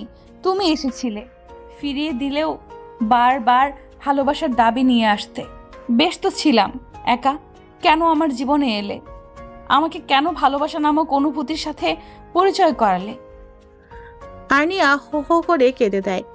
ডুব দেয় অতীতে। প্রথম যেদিন স্পর্শকের সাথে দেখা হয়েছিল। আর্নিয়া প্রথম দিন কলেজ যাচ্ছে। তার বাসা থেকে কলেজ যেতে সময় লাগে 30 মিনিট। তার কাছে সময়ও ছিল 30 মিনিট, তাই সে তাড়াতাড়ি ড্রাইভ করতে থাকে। সে কোনোভাবেই প্রথম দিন লেট করতে চায় না। রাস্তায় তার গাড়ি নষ্ট হয়ে যায়। আর্নিয়া গাড়ি থেকে নেমে রাস্তার পাশে দাঁড়ায় রিক্সার জন্য, কিন্তু কোনো রিক্সার নামগন্ধও নেই। তাই আর্নিয়া সিদ্ধান্ত নেয় সে হেঁটেই কলেজে যাবে। এখান থেকে কলেজ বেশি দূরে না, হেঁটে গেলে 8 মিনিট সময় লাগে। আনমনে হাঁটতে হাঁটতে কখন যে সে ফুটপাত থেকে রাস্তায় চলে এসেছে সেদিকে তার কোনো খেয়াল নেই। হঠাৎ করে একটা গাড়ি এসে তাকে পিছন থেকে ধাক্কা দিয়ে ফেলে দেয়। গাড়িটা আসতে আসায় এত বেশি ব্যথা পায়নি। হাতে পায়ে সামান্য ছিলে গেছে আর পা মুচকে গেছে। আর্নিয়া পায়ে হাত দিয়ে রাস্তায় বসে পড়ে। তখন গাড়ি থেকে নেমে আসে একজন সুদর্শন পুরুষ। উচ্চতা 6 ফুটের উপরে, গায়ের রং উজ্জ্বল শ্যামলা, ডার্ক রেড ঠোঁট, চোখের মণিগুলো কুচকুচে কালো, একটু বেশি কালো। নাকের ডগায় একটা কালো কুচকুচে তিল। তিলটা যেন ছেলেটার সৌন্দর্য বহু গুণ বাড়িয়ে দিয়েছে। আর্নিয়া ব্যথা ভুলে ছেলেটার দিকে হা করে তাকিয়ে আছে। ছেলেটার ফর্মাল লুক দেখে আর্নিয়া ক্রাশ খায়। ছেলেটি এসে আর্নিয়ার সামনে হাঁটু মুড়ে বসে। মিস, আপনি কি ব্যথা পেয়েছেন? ব্যথার কথা শুনতেই আর্নিয়ার মনে পড়ে সে অ্যাক্সিডেন্ট করেছে আর ব্যথাও পেয়েছে। ছেলেটাকে দেখে তার সব অনুভূতি কাজ করা বন্ধ করে দিয়েছিল। এবার আর্নিয়া চিৎকার করে কান্না শুরু করে দেয়। আর্নিয়া এভাবে কেঁদে দেবে ছেলেটা আশা করেনি। এত বড় মেয়ে যে এভাবে চিৎকার করে কাঁদবে সেটা তার কল্পনারও বাইরে ছিল। আপনি কি খুব বেশি ব্যথা পেয়েছেন? আপনি আমার পা ভেঙে দিয়েছেন। আমি এখন হাঁটবো কি করে? ছেলেটি বুঝতে পারে আর্নিয়ার পা মচকে গেছে। আর্নিয়ার পা থেকে জুতা খুলে পা ধরে টান দেয়। আর্নিয়ার ব্যথায় চিৎকার করে ছেলেটার কাঁধ খামচে ধরে। ছেলেটি খেয়াল করে দেখে আর্নিয়ার হাতও ছিলে গেছে, তাই সে আর্নিয়াকে কোলে তুলে নেয়। আর্নিয়া হতভম্ব হয়ে ছেলেটার দিকে তাকিয়ে আছে। পড়ে যাওয়ার ভয়ে গলা জড়িয়ে ধরে। আর্নিয়াকে গাড়িতে বসিয়ে ফার্স্ট এইড বক্স এনে ছিঁড়ে যাওয়া জায়গাটা স্যাবনল দিয়ে পরিষ্কার করে আলতা হাতে ব্যান্ডেজ করে দেয়। আর্নিয়া শুধু অবাকই হচ্ছে অপরিচিত ছেলেটার কেয়ার দেখে। যেখানে ছেলেটার তাকে ঝাড়ি মারার দরকার সেখানে ছেলেটা তার কেয়ার করছে। আর্নিয়াকে এভাবে তাকিয়ে থাকতে দেখে ছেলেটি ঠোঁট কামড়ে আলতো হেসে বলে, এইভাবে তাকিয়ে থাকলে প্রেমে পড়ার চান্স 100%। আপনি কোন উগান্ডার প্রেসিডেন্ট যে আপনার প্রেমে পড়তে যাব? আমি স্পর্শী আহমেদ আর্নিয়া কারোর প্রেমেই পড়ি না, সবাই আমার প্রেমে পড়ে। আপনি বুঝি উগান্ডার প্রেসিডেন্টের বউ? একদম কথা পেঁচানোর চেষ্টা করবেন না, এটা আমি একদমই পছন্দ করি না। বাই দা রাস্তা, আপনি কে বলেন তো? তুমি আমাকে চিনো না? আপনি কি কোনো সেলিব্রিটি যে আপনাকে চিনতে হবে? আর্নিয়ার কথা শুনে ছেলেটি মুচকি হেসে আর্নিয়ার দিকে ঝুঁকে কানে কানে বলে, আমি সব মেয়েদের কল্পনার রাজকুমার আদনান আহমেদ স্পর্শক। স্পর্শকের নাম শুনে আর্নিয়ার চোখ বড় বড় হয়ে যায়। সে ভাবতেই পারছে না স্পর্শকের মতো একজন লোক তার এত কেয়ার করছে। আর্নিয়া চোখ বড় বড় করে স্পর্শকের দিকে তাকায়। আপনি সত্যি বলছেন আপনি আদনান আহমেদ স্পর্শক? এত অবাক হবার কি আছে? আপনি জানেন আপনাকে না দেখে শুধুমাত্র আপনার কথা শুনে আমি আপনার উপর ক্রাশিত। দেখলেন তো আমি কোন উগান্ডার প্রেসিডেন্ট। হুম। আপনার ঠিকানা বলেন, আপনাকে বাসায় ড্রপ করে দিয়ে আসি। খান ভিলা। টুকটাক কথা বলতে বলতে স্পর্শকের গাড়ি এসে থামে খান ভিলার সামনে। আর্নিয়া কিছু না বলে গাড়ি থেকে নেমে যাচ্ছিল। স্পর্শক আর্নিয়ার হাত ধরে টেনে আবার সিটে বসিয়ে দেয়। আপনার মতো অকৃতজ্ঞ আমি জীবনে দেখি নাই। আপনার কোন দিক দিয়ে আমাকে অকৃতজ্ঞ মনে হচ্ছে? সব দিক দিয়ে। আপনার জন্য আমি এত কিছু করলাম আর আপনি আমাকে সামান্য ধন্যবাদটুকু জানালেন না। আমি আপনাকে কিছু করতে বলেছিলাম? আপনি নিজের ইচ্ছায় করেছেন, তাই মন থেকে আপনার প্রতি কৃতজ্ঞতা আসছে না। ইউ নো না, মনের বিরুদ্ধে গিয়ে কোনো কিছু করতে নেই। ধন্যবাদ না দিলেন অ্যাটলিস্ট নাম্বারটা তো দিয়ে যান। কেন? আপনি আমার গাড়ির সামনে অ্যাক্সিডেন্ট করলেন, ফোন দিয়ে আপনার খোঁজ খবর নেওয়া তো আমার কর্তব্য, তাই না? আর্নিয়া কিছু না বলে ফোন নাম্বার দিয়ে চলে যায়। আর্নিয়া চলে যাওয়ার দিকে তাকিয়ে স্পর্শক মুচকি হেসে নিজের গন্তব্যে পাড়ি জমায়। স্পর্শক আর আর্নিয়ার মাঝে মাঝে ফোনে টুকটাক কথা হতো। কেটে গেছে কিছুদিন। আস্তে আস্তে তাদের সম্পর্কের গভীরতা বাড়তে থাকে। সদ্য প্রেমে পড়া প্রেমিক প্রেমিকাদের মতো সারা রাত জেগে ফোন আলাপ, ঘোরাঘুরি করা, সব মিলিয়ে তাদের দিন ভালোই কাটতে থাকে। কিন্তু কেউ কাউকে নিজের অনুভূতির কথা বলে না। একদিন স্পর্শক আর্নিয়াকে প্রপোজ করে। সেদিন আর্নিয়া ভীষণ অবাক হয়, কারণ সে কল্পনাও করেনি যে স্পর্শকের মতো কেউ তাকে প্রপোজ করতে পারে। প্রথম সে স্পর্শককে ফিরিয়ে দেয়, পরে স্পর্শকের পাগলামের কাছে হার মেনে স্পর্শকের ভালোবাসা গ্রহণ করতে হয়। স্পর্শক আর আর্নিয়ার ভালোবাসার দিনগুলো ভালোই কাটতে থাকে। এভাবে কেটে যায় কয়েকটা বছর। হঠাৎ করে আহসান খান আর্নিয়ার বিয়ে ঠিক করে। আর্নিয়া অতীত থেকে বের হয়ে শাওয়ার নিয়ে ওয়াশরুম থেকে বের হয়, কিন্তু রুমের কোথাও স্পর্শককে দেখতে পায় না। আর্নিয়া আর কিছু না ভেবে টাওয়ালটা ব্যালকনিতে মেলে দেয়। রুমে এসে হেয়ার ড্রায়ার দিয়ে চুল শুকিয়ে রুম থেকে বের হয়ে ড্রয়িং রুমে যায়, কিন্তু স্পর্শককে দেখতে পায় না। পা বাড়ায় অন্য রুমের উদ্দেশ্যে। এখন তো দিনের বেশিরভাগ সময় স্পর্শক অন্য রুমে থাকে। আর্নিয়াকে আর কষ্ট করে অন্য রুমে যেতে হয় না, তার আগেই অনুর সাথে তার দেখা হয়ে যায়। অনু আপু, স্পর্শক কোথায়? কিছুক্ষণ আগে তো স্পর্শক তাড়াহুড়ো করে কোথায় বেরিয়ে গেল। যাওয়ার আগে শুধু বলে গেছে তোমাকে বলতে স্পর্শক আসতে দেরি হবে। ও। অনু ফোন স্ক্রল করতে করতে চলে যায়। আর্নিয়া রুমে চলে আসে। স্পর্শকের এতটা চেঞ্জ আর্নিয়া কিছুতেই মেনে নিতে পারছে না। স্পর্শক কখনো তাকে না বলে কোথাও যেত না। সকাল গড়িয়ে দুপুর হয়ে যায়, কিন্তু স্পর্শক একবারের জন্য তাকে ফোন দেয়নি। আর্নিয়া চাতক পাখির মতো অপেক্ষা করছিল স্পর্শকের ফোনের জন্য, কিন্তু স্পর্শক ফোন দেয়নি। অপেক্ষা করতে করতে আর্নিয়া ঘুমিয়ে পড়ে। আর্নিয়ার ঘুম ভাঙে বিকেলে। ফোন চেক করে দেখে স্পর্শক ফোন দেয়নি। আর্নিয়া মাথায় সাদা ওড়না জড়িয়ে মন খারাপ করে ছাদে চলে যায়। ছাদে আর্নিয়ার হাতে লাগানো একটা বেলি ফুল গাছ আছে। বিয়ের আগে স্পর্শকের সাথে আর্নিয়া মাঝে মাঝেই এই বাড়িতে আসতো। আর্নিয়া বেলি ফুল ছুঁয়ে ছুঁয়ে দেখছে আর স্পর্শকের সাথে কাটানো মুহূর্তগুলো ভাবছে। প্রত্যেকটা মুহূর্ত ছিল মধুর। সন্ধ্যার দিকে আর্নিয়া ছাদ থেকে নিচে নেমে আসে। অনু রুম ক্রস করে যখন নিজের রুমে যাচ্ছিল, তখন অনু আর স্পর্শকের কথা শুনতে পায়। আদা খোলা দরজাটা সম্পূর্ণ খুলে ফেলে। দরজা খুলে আর্নিয়া স্তব্ধ হয়ে যায়। স্পর্শক অনুকে কিস করছে। দরজা খোলার আওয়াজে স্পর্শক আর অনু দুজনেই দরজার দিকে তাকায়। আর্নিয়া চোখে পানি টলমল করছে। স্পর্শক কিছু বলতে যাবে তার আগেই আর্নিয়া কাঁদতে কাঁদতে দৌড়ে রুম থেকে চলে যায়। স্পর্শক আর্নিয়ার পিছে যায়। স্পর্শক বাইরে বের হওয়ার আগেই আর্নিয়া গেট দিয়ে বাড়ির বাইরে চলে যায়। আর্নিয়া দৌড়াতে দৌড়াতে রাস্তায় চলে আসে। পিছন থেকে একটা ট্রাক এসে আর্নিয়াকে ধাক্কা মারে। আর্নিয়া ছিটকে গিয়ে স্পর্শকের পায়ের কাছে পড়ে। স্পর্শকের পৃথিবী থমকে যায়। আর্নিয়া স্পর্শকের দিকে এক পলক তাকিয়ে চোখ বন্ধ করে নেয়। সাদা ওড়নাটা আর্নিয়ার রক্তে লাল বর্ণ ধারণ করেছে। আর্নিয়ার শরীর রক্তে মাখামাখি হয়ে গেছে। স্পর্শক ধপ করে আর্নিয়ার পাশে বসে পড়ে। স্পর্শক যেন অনুভূতি শূন্য হয়ে গেছে। স্পর্শক রাস্তায় পড়ে থাকা আর্নিয়ার নিস্তেজ দেহের দিকে তাকিয়ে আছে। আরু, এই আরু, কথা বলো। এই আরু, তুমি আমার সাথে কথা বলবে না? আমার উপর তোমার এত অভিমান যে আমার সাথে কথা বলবে না? স্পর্শক, আমাদের এখন আর্নিয়াকে নিয়ে হসপিটালে যাওয়া উচিত। আমার আরু কোথাও যাবে না। আমার আরু আমার সাথে থাকবে। দেখ স্পর্শক, এখন পাগলামি করিস না। এখন আর্নিয়াকে নিয়ে হাসপাতালে যাওয়া উচিত, নাহলে আর্নিকার বড় কোনো ক্ষতি হয়ে যাবে। আমার আরুর কিচ্ছু হবে না। স্পর্শক আর্নিয়াকে কোলে তুলে নেয়।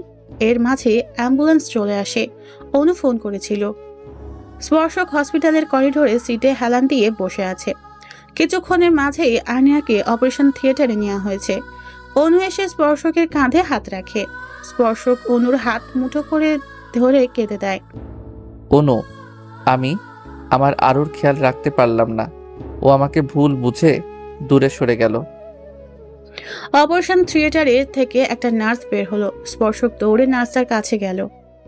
আমার ওয়াইফ কেমন আছে? আপনার ওয়াইফের অবস্থা সিরিয়াস, বাঁচার চান্স খুবই কম। আমরা আমাদের সাধ্যমতো চেষ্টা করছি, বাকিটা আল্লাহর হাতে। কথাটা শোনার সাথে সাথে স্পর্শক সেন্সলেস হয়ে পড়ে যেতে নিলে অনু ধরে ফেলে। কয়েকটা ওয়ার্ড বয় স্পর্শককে ধরে কেবিনে নিয়ে যায়। ডক্টর অনুর কথায় স্পর্শককে একটা ঘুমের ইঞ্জেকশন দিয়ে দেয়। 3 ঘন্টা পর স্পর্শকের ঘুম ভাঙে।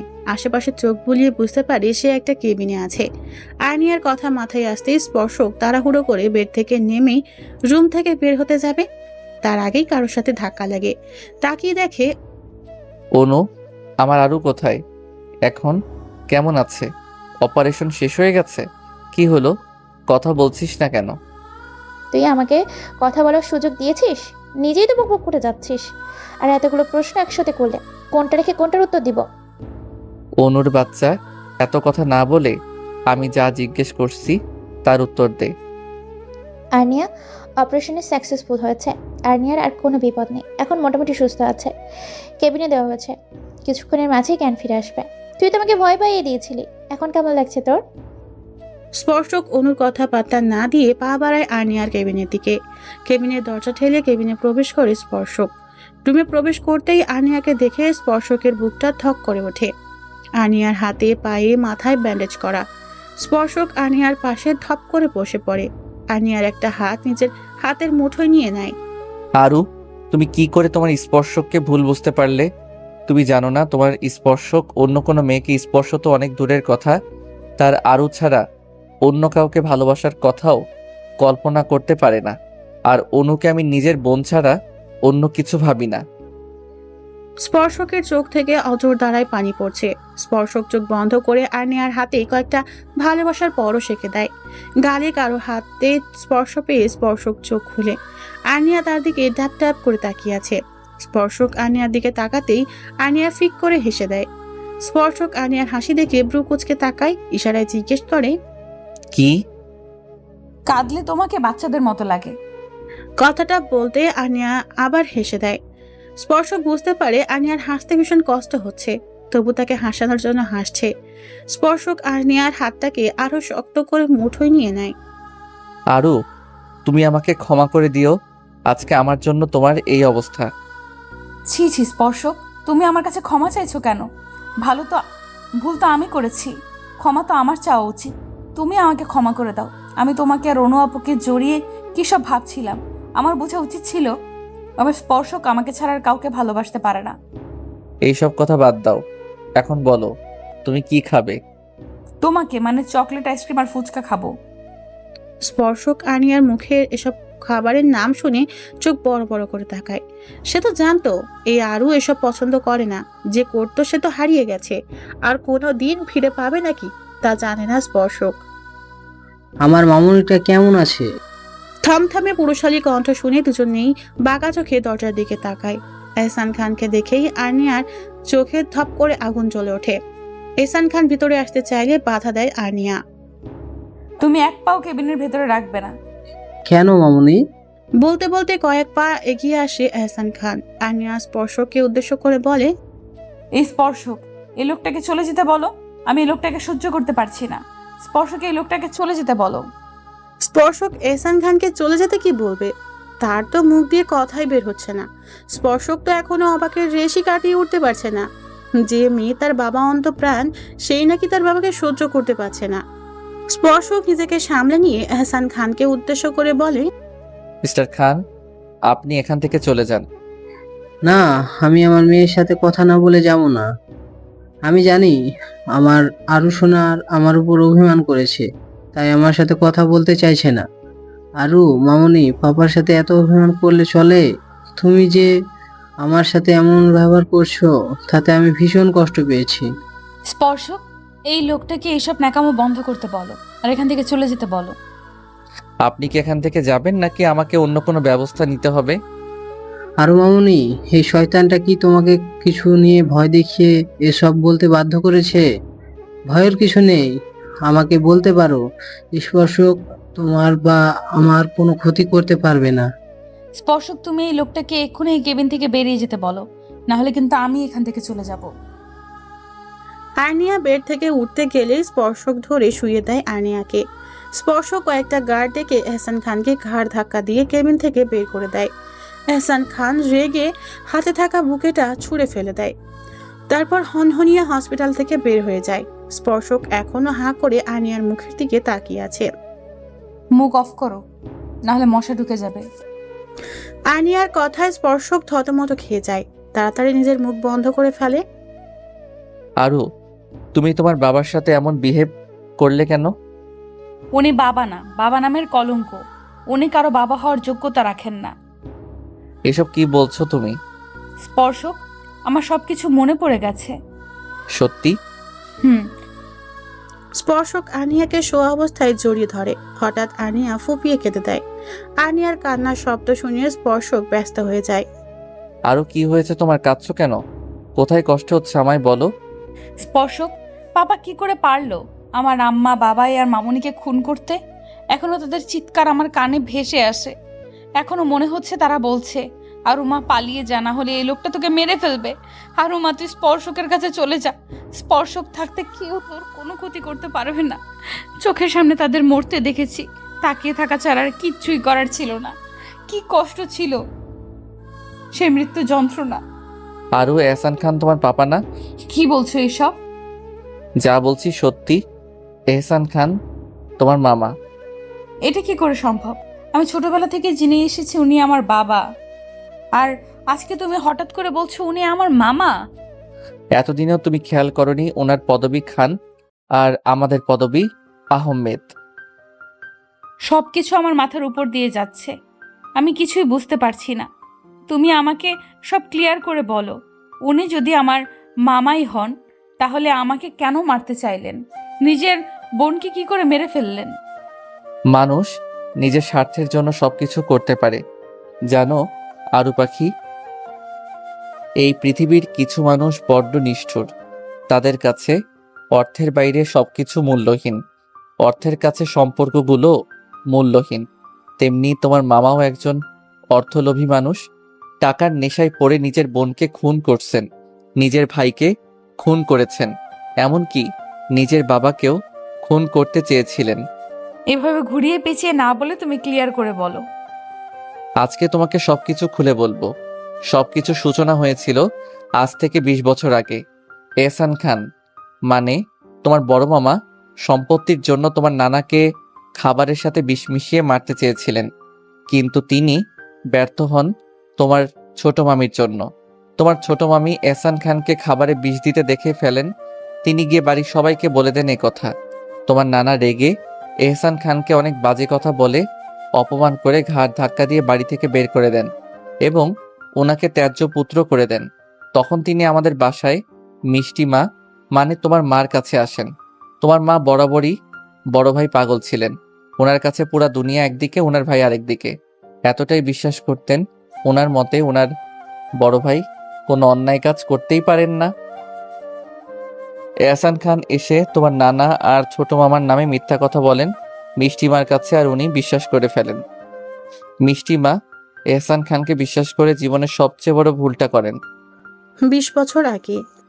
বোন, বাবা আমাকে বাড়ি থেকে বের করে দিলেন। এখন আমি কোথায় থাকবো?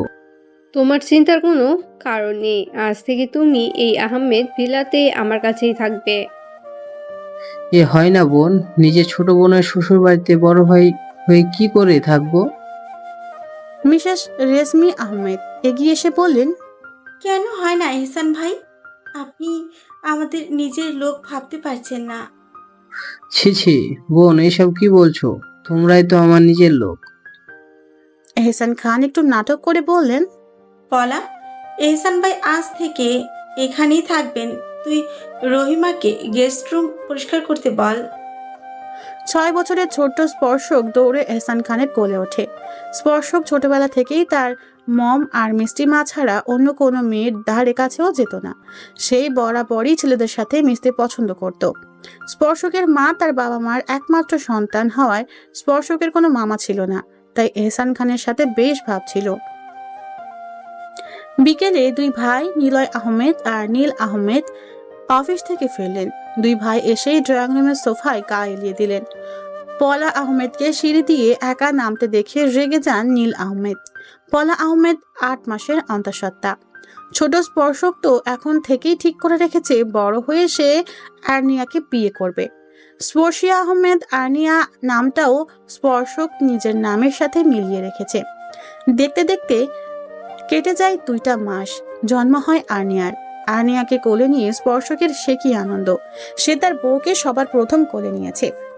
নিলয় আহমেদ আর নীল আহমেদ স্পর্শক আর আর্নিয়ার বিয়ে ঠিক করে রাখেন। আর্নিয়ার বয়স 1 বছর। হঠাৎ করেই নীল আহমেদের ব্লাড ক্যান্সার ধরা পড়ে। লাস্ট স্টেজে হওয়ায় চিকিৎসা করেও কোনো উন্নতি হয়নি। বেশ কিছুদিনের মাঝেই আর্নিয়াকে বুকে জড়িয়ে শেষ নিঃশ্বাস ত্যাগ করেন নীল আহমেদ। পরিবার প্রিয়জন সবাইকে ছেড়ে চিরকালের মতো চলে যান নীল আহমেদ। নিজের স্বামীকে হারিয়ে ভেঙে পড়েন পলা আহমেদ। তখন এহসান খান দায়িত্ব নেয় আর্নিয়ার। যখন থেকে আর্নিয়া কথা বলতে পারে তখন থেকে এহসান খানকে বাবা ডাকে। সময় সময়ের মতো চলতে থাকে। সময় কারোর জন্য থেমে থাকে না, তেমনি কারোর জন্য কারো জীবন থেমে থাকে না। পলা আহমেদ নিজের ভালোবাসার মানুষটিকে ছাড়া বাঁচতে শিখে গেছে। আর্নিয়ার বয়স 14 বছর আর স্পর্শকের বয়স 20 বছর। দুজনের মধ্যে সাপে নেউলের সম্পর্ক। আবার কেউ কাউকে ছাড়া 1 মিনিটের জন্য থাকতে পারে না। দুজন দুজনকে ভালোবাসে ঠিকই, কিন্তু কেউ কারো কাছে প্রকাশ করে না। স্পর্শক লন্ডনের নামকরা ভার্সিটিতে চান্স পায়, কিন্তু সে যাবে না। সে তার আর্নিয়াকে ছাড়া থাকতে পারবে না। সবাই মিলে তাকে অনেক বুঝায়, সে রাজি হয়, তবে তার একটা শর্ত আছে। আর্নিয়ার সাথে যদি তার বিয়ে দেয় তবেই লন্ডন যাবে, আর না হলে না। আর কোনো উপায় না পেয়ে সবাই রাজি হয়ে যায়। ঘরোয়াভাবে স্পর্শকের সাথে আর্নিয়ার বিয়ের ব্যবস্থা করেন নিলয় আহমেদ। দুজনই প্রাপ্তবয়স্ক হলে ধুমধাম করে বিয়ে দেওয়া হবে। 1 সপ্তাহ পরে স্পর্শক লন্ডন চলে যাবে 3 বছরের জন্য। তাই আজকে স্পর্শক আর আর্নিয়ার বিয়ে। স্বাভাবিকভাবে তাদের বিয়ে হয়। স্পর্শকের ইচ্ছেতে আর্নিয়া আজকে লাল টুকটুকে পৌঁছে সেজেছে। আজকে আর্নিয়ার থেকে চোখ ফেরানো তাই হয়ে গেছে। গোল্ডেন কালার শেরওয়ানিতে প্রিন্সের থেকে কোনো অংশে কম লাগছে না স্পর্শককে। বাসর ঘরে বসে আছে আর্নিয়া, তার থেকে 5 ইঞ্চি দূরে বসে আছে স্পর্শক। এক ধানে তাকিয়ে আছে আর্নিয়ার দিকে। আর্নিয়া পরনে নীল শাড়ি, যেটা স্পর্শক নিজ হাতে পরিয়ে দিয়েছে আর্নিয়াকে। কেটে যায় 1 সপ্তাহ। আজকে স্পর্শক 3 বছরের জন্য চলে যাবে লন্ডনে। স্পর্শকের যাওয়ার সময় হলে স্পর্শককে জড়িয়ে ধরে আর্নিয়ার সে কি কান্না! কিছুতেই স্পর্শকে ছাড়তে চাইছে না। এহসান খান অনেক কষ্টে আর্নিয়াকে আটকে রাখে। 3 বছর পর আজকে আহমেদ ভিলায় খুশির সীমা নেই, কারণ 3 বছর পর বাড়ির ছেলে বাড়ি ফিরে আসছে। নতুন রূপে সেজেছে আহমেদ ভিলা। 3 দিন পর খুব ধুমধাম করে স্পর্শক আর আর্নিয়ার বিয়ে দিবে নিলয় আহমেদ। আর্নিয়া আজকে খুব সুন্দর করে সেজেছে। লাল পাড়ের সাদা শাড়ি পরেছে। স্পর্শকের ইচ্ছে ছিল সে তার পিচি বউকে লাল পাড়ের সাদা শাড়ি নিজ হাতে পরিয়ে দিবে। নিজ হাতে পায়ে আলতা দিয়ে চোখ ঘন কালো কাজল, ঠোঁটে লাল লিপস্টিক, খোলা চুলের সাদা গোলাপ ফুলে গুজে দিবে। আর্নিয়া স্পর্শকের মনের মতো করে সেজেছে। স্পর্শক তাকে এয়ারপোর্টে এমন সাজে দেখে চমকে যায়, কিন্তু আফসোস স্পর্শক নিজের হাতে আর্নিয়াকে সাজাতে পারেনি। আর্নিয়া ড্রয়িং রুমে আসে। আর্নিয়াকে দেখে তার মা জিজ্ঞেস করে, কিরে তুই এভাবে সেজেছিস কেন, আর গ্রামের মেয়েদের মতন শাড়ি পরেছিস কেন? আর্নিয়া কি বলবে ভেবে পাচ্ছে না। সে তো আর তার মাকে বলতে পারবে না স্পর্শকের মনের মতো করে নিজেকে সাজিয়ে তুলেছে। আর্নিয়া আমতা আমতা করে কিছু বলতে যাবে, তখনই স্পর্শকের মা মুচকি হেসে আর্নিয়ার মায়ের কাঁধে হাত রেখে বলে, পলা, দেখেছিস আমাদের মেয়েটা কত বড় হয়ে গেছে, নিজের স্বামীর মনের মতো করে নিজেকে সাজিয়ে তুলেছে। স্পর্শকের মায়ের কথা শুনে আর্নিয়া লজ্জায় মাথা নামিয়ে ফেলে। আর্নিয়া আমতা আমতা করে বলে, আমি গাড়িতে বসছি, তোমরা এসো, এয়ারপোর্টে যাওয়ার সময় হয়ে গেছে। কথাটা বলে আর্নিয়া দৌড়ে চলে যায়। এয়ারপোর্ট। স্পর্শক দাঁড়িয়ে আছে আর্নিয়ার সামনে। 3 বছর পর দুজন দুজনকে দেখছে। এই 3 বছর স্পর্শক ইচ্ছে করেই আর্নিয়ার সাথে কথা বলেনি বলে ভুল হবে, বলেছে মাসে 1 থেকে 2 বার, তাও 2 থেকে 3 মিনিট। স্পর্শক চায়নি আর্নিয়া আবেগে ভেসে গিয়ে নিজের পড়াশোনার ক্ষতি করুক। 3 বছর আগের আর্নিয়া হলে এতক্ষণে স্পর্শকের বুকে ঝাঁপিয়ে পড়তো, কেঁদে কেঁদে স্পর্শকের বুক ভাসিয়ে দিত, হাজার অভিযোগ তুলে ধরতো স্পর্শকের সামনে, অভিমানে গাল ফুলিয়ে রাখতো। 3 বছর পরের আর্নিয়া যে ম্যাচিওর হয়ে গেছে, স্পর্শক ভাবছে তার পিচ্ছি বউটা বড় হয়ে গেছে। আর্নিয়া স্পর্শকের সাথে কথা বলেনি, স্পর্শকও আর্নিয়ার সাথে কথা বলেনি। সবার সামনে কথা বলতে দুজনেরই অস্বস্তি হচ্ছে। সবাই ডিনার করছে আর আর্নিয়া রুমে বসে আছে। আর্নিয়া রাতে 1 গ্লাস দুধ ছাড়া আর কিছু খায় না। স্পর্শকে সবাই রীতিমতো জামাই আদর করছে। বেচারা স্পর্শক ফেসে গেছে, কাউকে কিছু বলতে পারছে না। এতদিন পর বাড়ির ছেলে বাড়ি ফিরেছে, এতটুকু করা স্বাভাবিক। 1 ঘন্টা পরে সবার কাছ থেকে ছাড়া পেল স্পর্শক। ড্রয়িং রুমে থেকে পা বাড়ালো নিজের রুমের উদ্দেশ্যে। রুমের সামনে গিয়ে দরজা ধাক্কা দিতেই খুলে যায়। দরজা ভিতর থেকে লক ছিল না, শুধু চাপানো ছিল। রুম দেখে স্পর্শক অবাক হয়ে যায়, কারণ সে রুমটা যেমন রেখে গিয়েছিল ঠিক তেমনই আছে। সামান্যতম পরিবর্তনও রুমটির হয়নি। স্পর্শক রুমের চারপাশে চোখ বোলায়, কিন্তু আর্নিয়াকে কোথাও দেখতে পায় না। হঠাৎ তার মনে হলো আর্নিয়া তো ঘুমানোর আগে ছাদে যাওয়ার অভ্যাস আছে। স্পর্শক কাউকে একটা ফোন করে মুচকি হেসে ছাদের দিকে চলে যায়। ছাদে দরজার কাছে স্পর্শক দাঁড়িয়ে যায়। স্পর্শক ভেবে পাচ্ছে না এই ঘুটঘুটে অন্ধকারের মাঝে আর্নিয়া ছাদে কি করছে। স্পর্শক ফোনের ফ্ল্যাশ অন করে পা বাড়ায় সামনের দিকে। স্পর্শকের পা কিছু একটার মাঝে আটকে যায়। পড়তে পড়তে নিজেকে সামলে নেয়। হঠাৎ ছাদ আলোকিত হয়ে যায় আর স্পর্শকের উপর ঝড়ি পড়তে থাকে। সবাই একসাথে চিৎকার করে বলে, হ্যাপি বার্থডে। স্পর্শক ঘড়ির দিকে তাকিয়ে দেখে 12টা বাজে। আজকে যে তার জন্মদিন, সেটা স্পর্শকের মনেই ছিল। স্পর্শক আরো বেশি অবাক হয়ে যায় তার ফুফু আর ফুফাতো বোন অনুকে দেখে। অনু এসে স্পর্শককে বলে, কেমন লাগলো সারপ্রাইজ? বলে বোঝাতে পারবো না। সব কিন্তু ভাবির প্ল্যান। ভাবি শব্দটা শুনিয়ে স্পর্শকের ভ্রু কুঁচকে আসে। কিছু একটা ভেবে স্পর্শক মাথা চুলকে মুচকি হাসে। সবাই একসাথে স্পর্শকের বার্থডে সেলিব্রেট করে। সেলিব্রেশনের শেষে ঘুমানোর জন্য সবাই নিজের রুমের উদ্দেশ্যে পা বাড়ায়। আর্নিয়া যেতে নিলে স্পর্শক আর্নিয়ার হাত টেনে ধরে, এক টান দিয়ে নিজের কাছে নিয়ে আসে। কোমর জড়িয়ে ধরে আর্নিয়াকে নিজের সাথে মিশিয়ে নেয় স্পর্শক। আমি আসার পর থেকে তুই আমার সাথে একটা কথা বলিসনি। আমার পিচ্চি বউটা কি আমার উপর খুব বেশি অভিমান করেছে? মাথা নাড়িয়ে অসম্মতি জানাই যে সে অভিমান করেনি। তাহলে কথা বলছিস না কেন? আর্নিয়া নিজেকে স্পর্শকের কাছ থেকে ছাড়িয়ে 2 হাত রেলিংয়ে রেখে আকাশের দিকে তাকিয়ে বলে, 3টা বছর আপনার সাথে দেখা হয়নি, কথা হয়েছে, তবু অপরিচিতদের মতো কেমন আছো এটুকু জিজ্ঞেস করতেন। আমার উত্তর শোনার পরেই ফোন কেটে দিতেন। আপনি কেমন আছেন এটা জিজ্ঞেস করার সময় পর্যন্ত দিতেন না। হয়তো এটা আমার ভালোর জন্যই করেছেন। এতদিন কথা না বলার কারণে আপনার সাথে কথা বলতে অস্বস্তি হচ্ছে। হওয়াটা কি স্বাভাবিক নয়? সবাই বলে দূরত্ব নাকি ভালোবাসা বাড়ায়। আমার মতে অনেক সময় দূরত্বের জন্য ভালোবাসা হারিয়ে যায়। একটা মানুষ যখন অপর পাশের ব্যক্তিটির কাছ থেকে অবহেলা পায়, তখন অন্য কারো কাছ থেকে একটুখানি গুরুত্ব পেলে তার কাছে চলে যায়। আর্নিয়া এটুকু বলে থামে। স্পর্শক ভাবছে তার আর্নিয়া কি অন্য কাউকে ভালোবেসে ফেলেছে? আর্নিয়ার ভালো করতে গিয়ে কি আর্নিয়াকে সারা জীবনের জন্য হারিয়ে ফেললো? কারণ সে তো আর্নিয়াকে কম ইগনোর করেনি। স্পর্শকের মনে এখন নানা প্রশ্ন উকি দিচ্ছে। 3 বছর আগে সে যে আর্নিয়াকে রেখে গিয়েছিল, সে কখনো তাকে আপনি করে বলতো না।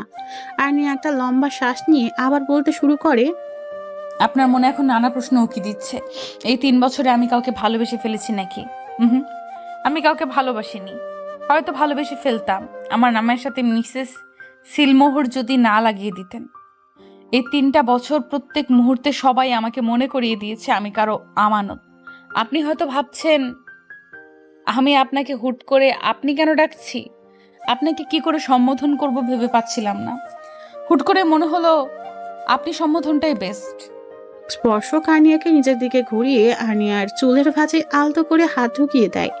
আর্নিয়ার ঠোঁটে নিজের ঠোঁট ছুঁয়ে দেয়। তোমার মুখে আপনি শুনতে ভালো লাগে না? তুমি যখন আমাকে তুমি বলে ডাকো তখন সেই ডাকটা আমার বুকে গিয়ে লাগে। এতদিন তোমাকে যত অবহেলা করেছি সব ভালোবাসা দিয়ে পুষিয়ে দিব।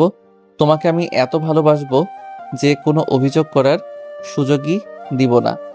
আর্নিয়া স্পর্শককে জড়িয়ে ধরে। স্পর্শকও 2 হাত দিয়ে আগলে নেয় তার প্রেয়সীকে। চলে যায় 1টা বছর। আর্নিয়া আর স্পর্শক সুখে শান্তিতে সংসার করছে। আর্নিয়া 9 মাসের অন্তঃসত্ত্বা। স্পর্শক অফিসে যাওয়ার জন্য রেডি হচ্ছে আর আর্নিয়া স্পর্শককে সবকিছু এগিয়ে দিচ্ছে। স্পর্শক আর্নিয়াকে কড়া গলায় বলে, সিঁড়ি দিয়ে একদম নামবে না, একা একা ওয়াশরুমে যাবে না, মা অথবা মিষ্টি মা কাউকে ডাক দিবে, টাইমলি খাবার খাবে। ঠিকমতো খাবার না খেলে আমি বাড়ি ফিরে তোমার ক্লাস নিব। আমি আসছি, সাবধানে থাকবে। স্পর্শক যাওয়ার আগে আর্নিয়ার কপালে একটা চুমু এঁকে দেয়। আর্নিয়া আবেশে চোখ বন্ধ করে ফেলে। স্পর্শক অফিসে চলে যায়। আর্নিয়া স্পর্শকের কথাগুলো রিপিট করে একটা ভেঙচি কাটে। আমার সাথে কড়া গলায় কথা বলে। নেহাত তোকে ভয় পাই, তাই তোর সামনে কিছু বলতে পারি না। আমার বয়ে গেছে তোর কথা শুনতে। বেটা অসভ্য। স্পর্শক কোম্পানির পুরনো ফাইল চেক করে দেখে এহসান খান কোম্পানির টাকা নিজের অ্যাকাউন্টে ট্রান্সফার করে। স্পর্শকের ফোন বেজে ওঠে। স্পর্শক ফোনটা রিসিভ করে। Hello sir. বলো। স্যার, এহসান খান আপনাদের কোম্পানির খবর টাকার বিনিময়ে বাইরে লিঙ্ক করে। আপনাদের কোম্পানিতে তৈরি করা প্রজেক্ট অন্য কোম্পানিতে বিক্রি করে দেয়। এছাড়া অনেক বাজে বাজে কাজের সাথে জড়িত। বাকি ইনফরমেশন রাতের মাঝে পেয়ে যাবেন। Thank you so much. My pleasure sir. Bye. Sparshak তার বাবার কাছে যায় এবং সবকিছু খুলে বলে। স্পর্শক আর তার বাবা এহসান খানকে অপমান করে অফিস থেকে বের করে দেয়। এহসান খান যাওয়ার আগে শুধু বলে যায়, এই অপমানের বদলা আমি নিবই। স্পর্শক বাড়ি ফিরে পলা আহমেদকে তার ভাইয়ের কুকর্মের কথা সব বলে। সবকিছু শুনে পলা আহমেদ স্তব্ধ হয়ে যায়। তিনি বিশ্বাসই করতে পারছেন না এত বছর ধরে তার ভাই তার সাথে প্রতারণা করে আসছে। স্পর্শকের ফোন বেজে ওঠে। স্পর্শক ফোনটা রিসিভ করে। হ্যালো স্যার, এহসান খান অনেক অন্যায় করেছে। 18 বছর আগে নিজের বাবাকে মারার প্ল্যান করেছিলেন, কিন্তু কোনো কারণে নিজের প্ল্যানে সফল হতে পারেননি। কয়েক বছর আগে নিজের হাতে নিজের ভাইকে খুন করেছেন, আর এসব তিনি করেছেন সম্পত্তির জন্য। সবকিছু শুনে স্পর্শক স্তব্ধ হয়ে যায়। হাত থেকে ফোনটা পড়ে যায়। পলা আহমেদ স্পর্শককে জিজ্ঞেস করে, কি হয়েছে? স্পর্শক সব বলে। সব শুনে পলা আহমেদ হাউমাউ করে কেঁদে দেয়। তিনি ভাবতে পারছেন না ওনার ভাই একজন খুনি। তিনি এখন বুঝতে পারছেন এতদিন তিনি দুধ কলা দিয়ে কাল সাপ পুষেছেন। মিষ্টি মা, এভাবে কেঁদো না। তোমার কান্নার শব্দ শুনলে আরও এখানে চলে আসবে, আর এসব কিছু আরও জানতে পারলে কিছুতেই মেনে নিতে পারবে না। ও ভেঙে পড়বে। পলা আহমেদ নিজেকে সামলে বলে, স্পর্শক, তুমি আরুর কাছে যাও। কিন্তু মিষ্টি মা।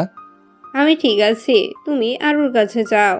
আমি এখন একলা থাকতে চাই। আর হ্যাঁ, আরুকে তুমি কিছু বলো না, কারণ আরু এহসান ভাইকে খুব ভালোবাসে। আরু এটা মানতে পারবে না। এখন তুমি প্লিজ যাও। আচ্ছা। স্পর্শক নিজের রুমে চলে আসে। রুমে এসে স্পর্শক হতভম্ব হয়ে যায়। রুমে জিনিসপত্র সব ওলটপালট। কাবার্ডের সব কাপড় নিচে পড়ে আছে। বেডের উপরে চিপসের প্যাকেট, চকলেটের খালি প্যাকেট পড়ে আছে। আর্নিয়ার পরনে একটা কালো শাড়ি। বেডের মাঝখানে এলোমেলোভাবে শুয়ে আছে আর্নিয়া। তার পাশেই পড়ে আছে আধ খাওয়া চকলেট। চকলেট খেতে খেতেই আর্নিয়া ঘুমিয়ে পড়েছে। স্পর্শক নিঃশব্দে হাসে। স্পর্শক সম্পূর্ণ রুমের পরিষ্কার করে জিনিস গুছিয়ে রাখে। আর্নিয়াকে বেডে ঠিকভাবে শুইয়ে দিয়ে শাড়িটা ঠিক করে দিয়ে ওয়াশরুমে চলে যায় স্পর্শক। ওয়াশরুম থেকে বের হয়ে দেখে আর্নিয়া বেডের মাঝখানে বসে আছে মন খারাপ করে। স্পর্শক এগিয়ে গিয়ে আর্নিয়ার গালে হাত দিয়ে বলে, আমার আরু বেবিটার কি হয়েছে? মন খারাপ। কেন? পাপাকে এতদিনের জন্য কেন বিদেশ যেতে হলো? যাবে তো ঠিক আছে, আমার সাথে একবার দেখা করলো না। এর জন্য মন খারাপ করে থেকো না, কাকাই খুব তাড়াতাড়ি চলে আসবে। ইউ নো না, এই সময় মন খারাপ করে থাকা ঠিক না। আমাকে কেমন লাগছে দেখতে? আর্নিয়া বেড থেকে নেমে স্পর্শকের সামনে দাঁড়িয়ে কথাটা বলে। তোমাকে কিউট গুলুমুলু বেবি লাগছে। আগে শাড়ি পরলে তুমি বলতে হট লাগছে, আর আজকে? আগে তো তোমার পেট ফুলা ছিল না, আমাদের বেবি আসার পরে তোমার পেট ফুলে গেছে। আগের থেকে অনেক বেশি সুন্দর হয়ে গেছো, গুলুমুলু হয়ে গেছে। তোমার মাঝে একটা কিউট কিউট ভাব চলে আসছে। তার মানে আমাকে আগে কিউট লাগতো না? লাগতো, কিন্তু এখন একটু বেশি কিউট লাগে। আগের থেকে অনেক বেশি মোটা হয়ে গেছি, তার মানে আমার ওজন অনেকটাই বেড়ে গেছে। তুমি এখন আর কথায় কথায় আমাকে কোলে তুলে নিতে পারবে না। স্পর্শক আর্নিয়াকে কোলে তুলে নেয়। তোমার কি আমাকে এতটাই দুর্বল মনে হয় যে নিজের বউ আর বাচ্চাকে একসাথে কোলে নিতে পারবো না? তোমার মতো 3টা আর্নিয়াকে একসাথে কোলে নিতে পারবো। এভাবে কেটে গেল 15টা দিন। এই 15টা দিন স্পর্শক 1 সেকেন্ডের জন্য আর্নিয়ার পাশ থেকে নড়েনি। আজকে বাধ্য হয়েই তাকে অফিসে যেতে হলো, কারণ আজকে নিলয় আহমেদ অসুস্থ আর আজকে অফিসে একটা ইম্পর্টেন্ট মিটিং ছিল। যদি অ্যাটেন্ড না করে তাদের অনেক লস হয়ে যাবে, তাই বাধ্য হয়ে স্পর্শক অফিসে গেল। সকাল 10টা। আর্নিয়া সোফায় বসে আচার খাচ্ছে আর টিভি দেখছে।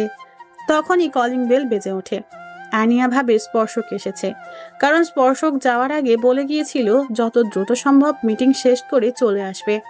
দরজা খুলতেই দেখে এহসান খান দাঁড়িয়ে আছে। এতদিন পরে নিজের পাপাকে দেখে খুশিতে গদগদ হয়ে জড়িয়ে ধরে। পাপা, তুমি কেমন আছো? জানো তোমাকে কত... এহসান খান আর্নিয়ার কথাটা শেষ করতে দেয় না, তার আগেই ধাক্কা দিয়ে আর্নিয়াকে নিজের থেকে সরিয়ে দেয়। ধাক্কাটা জোরে হওয়ায় আর্নিয়ার মাথা দেয়ালে লাগে। কপাল কেটে চুইয়ে চুইয়ে রক্ত পড়তে থাকে। আর্নিয়ার মাথা ঝিম মেরে আসছে। স্পর্শকের বাবা চিৎকার করে বলে, এটা তুমি কি করলে এহসান? আর্নিয়ার মা আর্নিয়ার কাছে আসতে চাইলে এহসান খান তাকে ধাক্কা দিয়ে সোফায় ফেলে দেয়। এই তোরা ভিতরে আয়। এহসান খানের ডাক শুনে প্রায় সাথে সাথেই 5 জন লোক আসে। দেখতে একদম গুন্ডা গুন্ডা টাইপ। তারা ভিতরে প্রবেশ করেই আর্নিয়ার মা স্পর্শকের বাবা মার হাত পা বেঁধে ফেলে। এহসান খান একটা নাইফ হাতে নিয়ে স্পর্শকের বাবার ঠোঁট স্লাইড করতে করতে বলে, এই মুখ দিয়ে তুই অপমান করছিলি না আমাকে? এই মুখই যদি তোর কাছে না থাকে তাহলে অপমান করবি কি করে? আর্নিয়ার মা চিৎকার করে বলছে, আর মা, তুই এখান থেকে চলে যা, না হলে ওই লোকটা তোকে মেরে ফেলবে। তুই স্পর্শকের কাছে চলে যা, স্পর্শক তোর কোনো ক্ষতি হতে দিবে না। এহসান খান স্পর্শকের বাবার মুখে অ্যাসিড ছুঁড়ে মারে। গলা কাটা মুরগির মতো ছটপট করতে থাকে নিলয় আহমেদ। আর্নিয়া এগিয়ে আসতে নিলে স্পর্শকের মা চিৎকার করে বলে, আরু, তুই এখান থেকে চলে যা, তোর সন্তানের দিব্যি।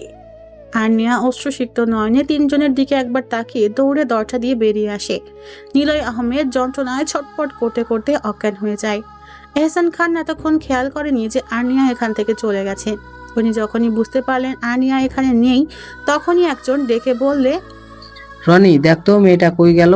এই অবস্থায় বেশি দূর যেতে পারবে না। এহসান খান বলার সাথে সাথেই 2টো লোক বেরিয়ে গেল আর্নিয়াকে খুঁজতে।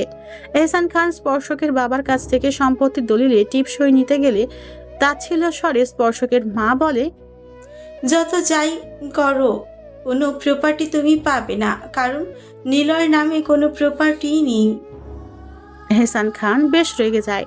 এত বছর ধরে এই প্রপার্টির জন্য এত অভিনয় করলো, এখন বলে সেই প্রপার্টি পাবে না। এহসান খান রেগে পরপর 6টা গুলি করে শেষ করে দেয় 3টি মানুষের জীবন। আর্নিয়া আর দৌড়াতে পারছে না, তার পেটে তীব্র যন্ত্রণা হচ্ছে। আর্নিয়া পিছনে তাকিয়ে দেখে ছেলে দুটো তার কাছেই চলে এসেছে।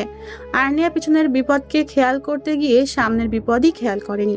একটা গাড়ি এসে আর্নিয়াকে ধাক্কা দিয়ে ফেলে দেয় রাস্তার পাশে। আর্নিয়ার মাথা গিয়ে পড়ে পাথরের উপর। বর্তমানে স্পর্শকের বুকে মাথা রেখে ফুপিয়ে কাঁদছে আর্নিয়া।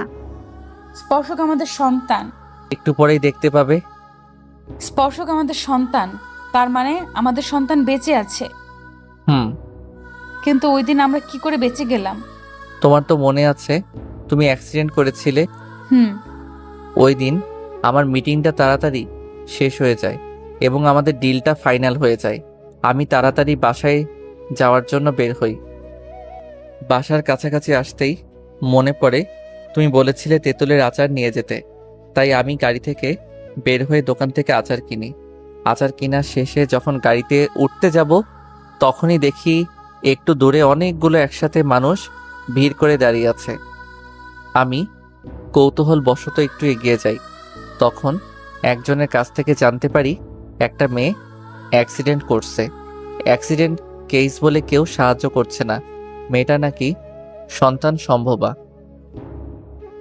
হুট করে তোমার কথাটা আমার মাথায় আসে। আজ যদি এই মেয়েটার জায়গায় তুমি থাকতে, এটা ভাবতেই আমার ভিতরে মোচড় দিয়ে ওঠে। আমি দ্রুত এগিয়ে যাই মেয়েটাকে সাহায্য করার জন্য। মেয়েটাকে দেখে আমার পৃথিবী থমকে যায়, কারণ মেয়েটি তুমি ছিলে। আমি তোমাকে কোলে নিয়ে দৌড়ে গাড়িতে নিয়ে আসি। আমি দ্রুত গাড়ি ড্রাইভ করতে থাকি আর তোমাকে ডাকতে থাকি, কিন্তু তুমি কোনো রেসপন্স করনি। হসপিটালে নিয়ে যাওয়ার পরপরই তোমাকে অপারেশন থিয়েটারে নিয়ে যাওয়া হয়। ডক্টর বলেছিল তোমার কন্ডিশন সিরিয়াস। আমি অনেক ভেঙে পড়ি, কিন্তু আমাকে সান্ত্বনা দেওয়ার মতো কেউ ছিল না আমার পাশে। 3 ঘন্টা পর একটা নার্স তোয়ালে মোড়ানো একটা পিচ্ছি বাবুকে আমার কোলে তুলে দেয়। নার্স আমাকে কংগ্রেস জানিয়ে বলে আমার ছেলে হয়েছে। বাবুকে কোলে নিয়ে আমার ভীষণ ভয় করছিল, যদি হাত থেকে পড়ে যায়। আল্লাহর অসীম রহমতে ওই দিন তোমরা দুজনেই সুস্থ হয়ে গিয়েছিলে।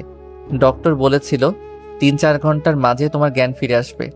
আমার মাথায় হঠাৎ করে একটা প্রশ্ন উদয় হয়, তুমি রাস্তায় একা কি করছিলে? আর তুমি অ্যাক্সিডেন্টই বা কিভাবে করলে? আমি বাসায় ফোন দেই, কিন্তু কেউ ফোন ধরে না। আমি তাড়াতাড়ি বাসায় চলে যাই। বাসার সামনে কোনো গার্ড না দেখে আমার মনে ভয় জেগে ওঠে। আমি দ্রুত বাসার ভিতরে প্রবেশ করি, কিন্তু কাউকে দেখতে পাই না। ড্রয়িং রুম জুড়ে শুধু রক্ত আর রক্ত। রক্ত দেখে আমার ভিতরটা মোচড় দিয়ে ওঠে। আমি সবাইকে ডাকি, কিন্তু কেউ সাড়া দেয় না। একটু এগিয়ে দেখি করিম কাকা পড়ে আছে। বুঝতে পারি করিম কাকা সেন্সলেস হয়ে গেছে। ওনার চোখে মুখে পানি দিতেই সেন্স ফিরে এসেছিল। ওনাকে জিজ্ঞেস করতেই উনি সব বলেন। মম, ড্যাড আর মিষ্টি মাকে মেরে ফেলেছে আর তাদের নিয়ে গেছে ব্রিজ থেকে ফেলে দেওয়ার জন্য। আমার মনে পড়ে তুমি হসপিটালে একা আছো আর তোমার বিপদের আশঙ্কা আছে। আমি আবার হসপিটালে চলে আসি। আমি যেটা ভাবছিলাম ঠিক সেটাই হলো। এহসান খানের লোকেরা তোমাকে তুলে নিয়ে যায়। ডক্টর বলেছিল তোমার স্মৃতিশক্তি হারিয়ে ফেলেছিলে, তাই যে যেটা বলেছে সেটাই বিশ্বাস করে নিয়েছ। ডক্টররা তোমাকে আটকানোর চেষ্টা করে, তুমি কারো কথা না শুনেই চলে যাও। এহসান খান তোমার সাথে আমাদের ছেলেকেও তুলে নিয়ে যেত যদি জানতো আমাদের সন্তান হয়েছে। আমি আমাদের সন্তানকে নিয়ে যাই এবং নিজের মতো করে বড় করতে থাকি। আর এতদিনে নিজেকে প্রিপেয়ার করতে থাকি এহসান খানের সাথে লড়াই করার জন্য। এতদিনে এহসান খান তোমাকে ড্রাগস অ্যাডিক্টেড বানিয়ে ফেলে। একদিন হুট করে পরিকল্পনা করে তোমার সাথে দেখা করি। তারপর থেকে তো আপনারা জানেনই। স্পর্শক, আমি ওই লোকটাকে নিজের হাতে শাস্তি দিতে চাই। অবশ্যই দিবে, আগে তুমি সুস্থ হও তারপর। আমি ওই লোকটাকে এক্ষুনি শাস্তি দিতে চাই। এহসান খানকে আমি 2 ঘন্টার মাঝে আমার সামনে দেখতে চাই। স্পর্শক তার লোকদের ফোন করে বলে, এহসান খানকে 1 ঘন্টার মাঝে আমার সামনে দেখতে চাই। স্পর্শক, আমাদের ছেলের নাম কি আর ও এখন কোথায়? আমাদের ছেলের নাম স্পন্দন আর ও তোমাদের সন্তান এখানে। অনু একটা ছেলেকে নিয়ে কেবিনের দরজার সামনে দাঁড়িয়ে আছে। আর্নিয়া স্পর্শকের দিকে তাকিয়ে আছে। স্পর্শক ইশারায় বোঝায় এটাই তাদের সন্তান। আর্নিয়ার 2 হাত মেলে ধরে ছেলেটি দৌড়ে এসে 2 হাতে জাপটে জড়িয়ে ধরে আর্নিয়াকে। মাম্মা জানো এতদিন আমি তোমাকে কত মিস করেছি। পাপাকে বলেছি তোমাকে নিয়ে আসতে, কিন্তু পাপা বলেছিল তুমি নাকি আমার ওপর রাগ করে আছো, তাই আসবে না। আর্নিয়া চোখ রাঙিয়ে স্পর্শকের দিকে তাকায়। স্পর্শক মাথা চুলকে একটা বেকল মার্কা হাসি দেয়। অনু বুঝতে পারছে এখনই কোনো ঝড় শুরু হয়ে যেতে পারে, তাই পরিস্থিতি সামলানোর জন্য বলে, আরও তুই আমাকে আর স্পর্শকে কি করে ভুল বুঝলি? তুই ভাবলি কি করে স্পর্শক আমাকে লিপ কিস করেছে? আমি স্পর্শকের ফোন কেড়ে নিয়ে আমার পিছনে লুকিয়ে ফেলেছিলাম। স্পর্শক ফোন নেওয়ার জন্য আমার দিকে ঝুঁকে গিয়েছিল। তুই ভাবলি স্পর্শক আমাকে কিস করেছে আর এমন একটা হাজার মার্কা সুইসাইড করার সিদ্ধান্ত নিলি? আমার তো তখন স্মৃতি ছিল না, তাই তোমাদের ভুল বুঝেছি। তুমি আসার পর থেকে স্পর্শক আর আগের মতো খেয়াল রাখে না। রাতে তোমাকে স্পর্শক বলেছিল আমি সুস্থ হয়ে গেলে আমাকে ডিভোর্স দিয়ে দেবে। ওই দিন রাতে স্পর্শ আমার সাথে ঘুমায়নি। পরের দিন আমাকে না বলে বাসা থেকে বের হয়ে যায়। এইসব থেকেই ভুল বোঝাবুঝি শুরু হয়। যখন তোমাদের কিসিং সিন দেখি আমার দুনিয়া থমকে যায়। মাথায় একটা কথাই ঘুরছিল, স্পর্শক আমাকে ভালোবাসে না, আমাকে ডিভোর্স দিয়ে দিবে। আমার বেঁচে থাকার কোনো মানেই হয় না, তাই এমন ডিসিশন নেই। স্পর্শক আর অনু দুইজনই আর্নিয়ার দিকে চোখ বড় বড় করে তাকায়। স্পর্শক মাথায় হাত দিয়ে বলে, এই মেয়ে কিসের মাঝে কি লাগিয়ে দিয়েছে? আমি অনু আর প্রান্ত ভাইয়া ডিভোর্সের কথা বলছিলাম, আর এই মেয়ে ভেবেছে আমি তাকে ডিভোর্স দিব। ওই দিন রাতে আমি অনেক রাত পর্যন্ত জেগে কাজ করেছিলাম, তাই তোমার সাথে ঘুমাইনি। সকালে প্রান্ত ভাইয়া আর্জেন্ট দেখা করতে বলে, তাই তোমাকে বলে যেতে পারিনি। ডিভোর্স কেন হবে? এখন আর হবে না। প্রান্ত ভাইয়া নিজের ভুল বুঝতে পেরে ক্ষমা চেয়েছে, তাই অনু প্রান্ত ভাইয়ার কাছে ফিরে যাবে। তোমরা আমাকে ক্ষমা করে দাও। ক্ষমা চাইতে লাগবে না, তোরা 3 জন সময় কাটা, আমি গেলাম। আচ্ছা। স্পর্শকের ফোন বেজে ওঠে। স্পর্শক ফোন রিসিভ করে জানতে পারে এহসান খানের গাড়িটা ব্রেক ফেল করে খাদে পড়ে গেছে। পুলিশ ধারণা করছে এহসান খান আর বেঁচে নেই। স্পর্শক আর্নিয়াকে বললে আর্নিয়া তৃপ্তির হাসি হাসে। অনু চলে যায়।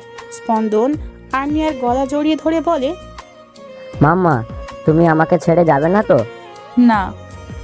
সত্যি? হুম। স্পর্শক গাল ফুলিয়ে বলে, আম দুধে মিশে গেল, আমি আটি হয়ে গড়াগড়ি খাচ্ছি। স্পন্দন আর আর্নিয়া দুজন গিয়ে স্পর্শককে জড়িয়ে ধরে।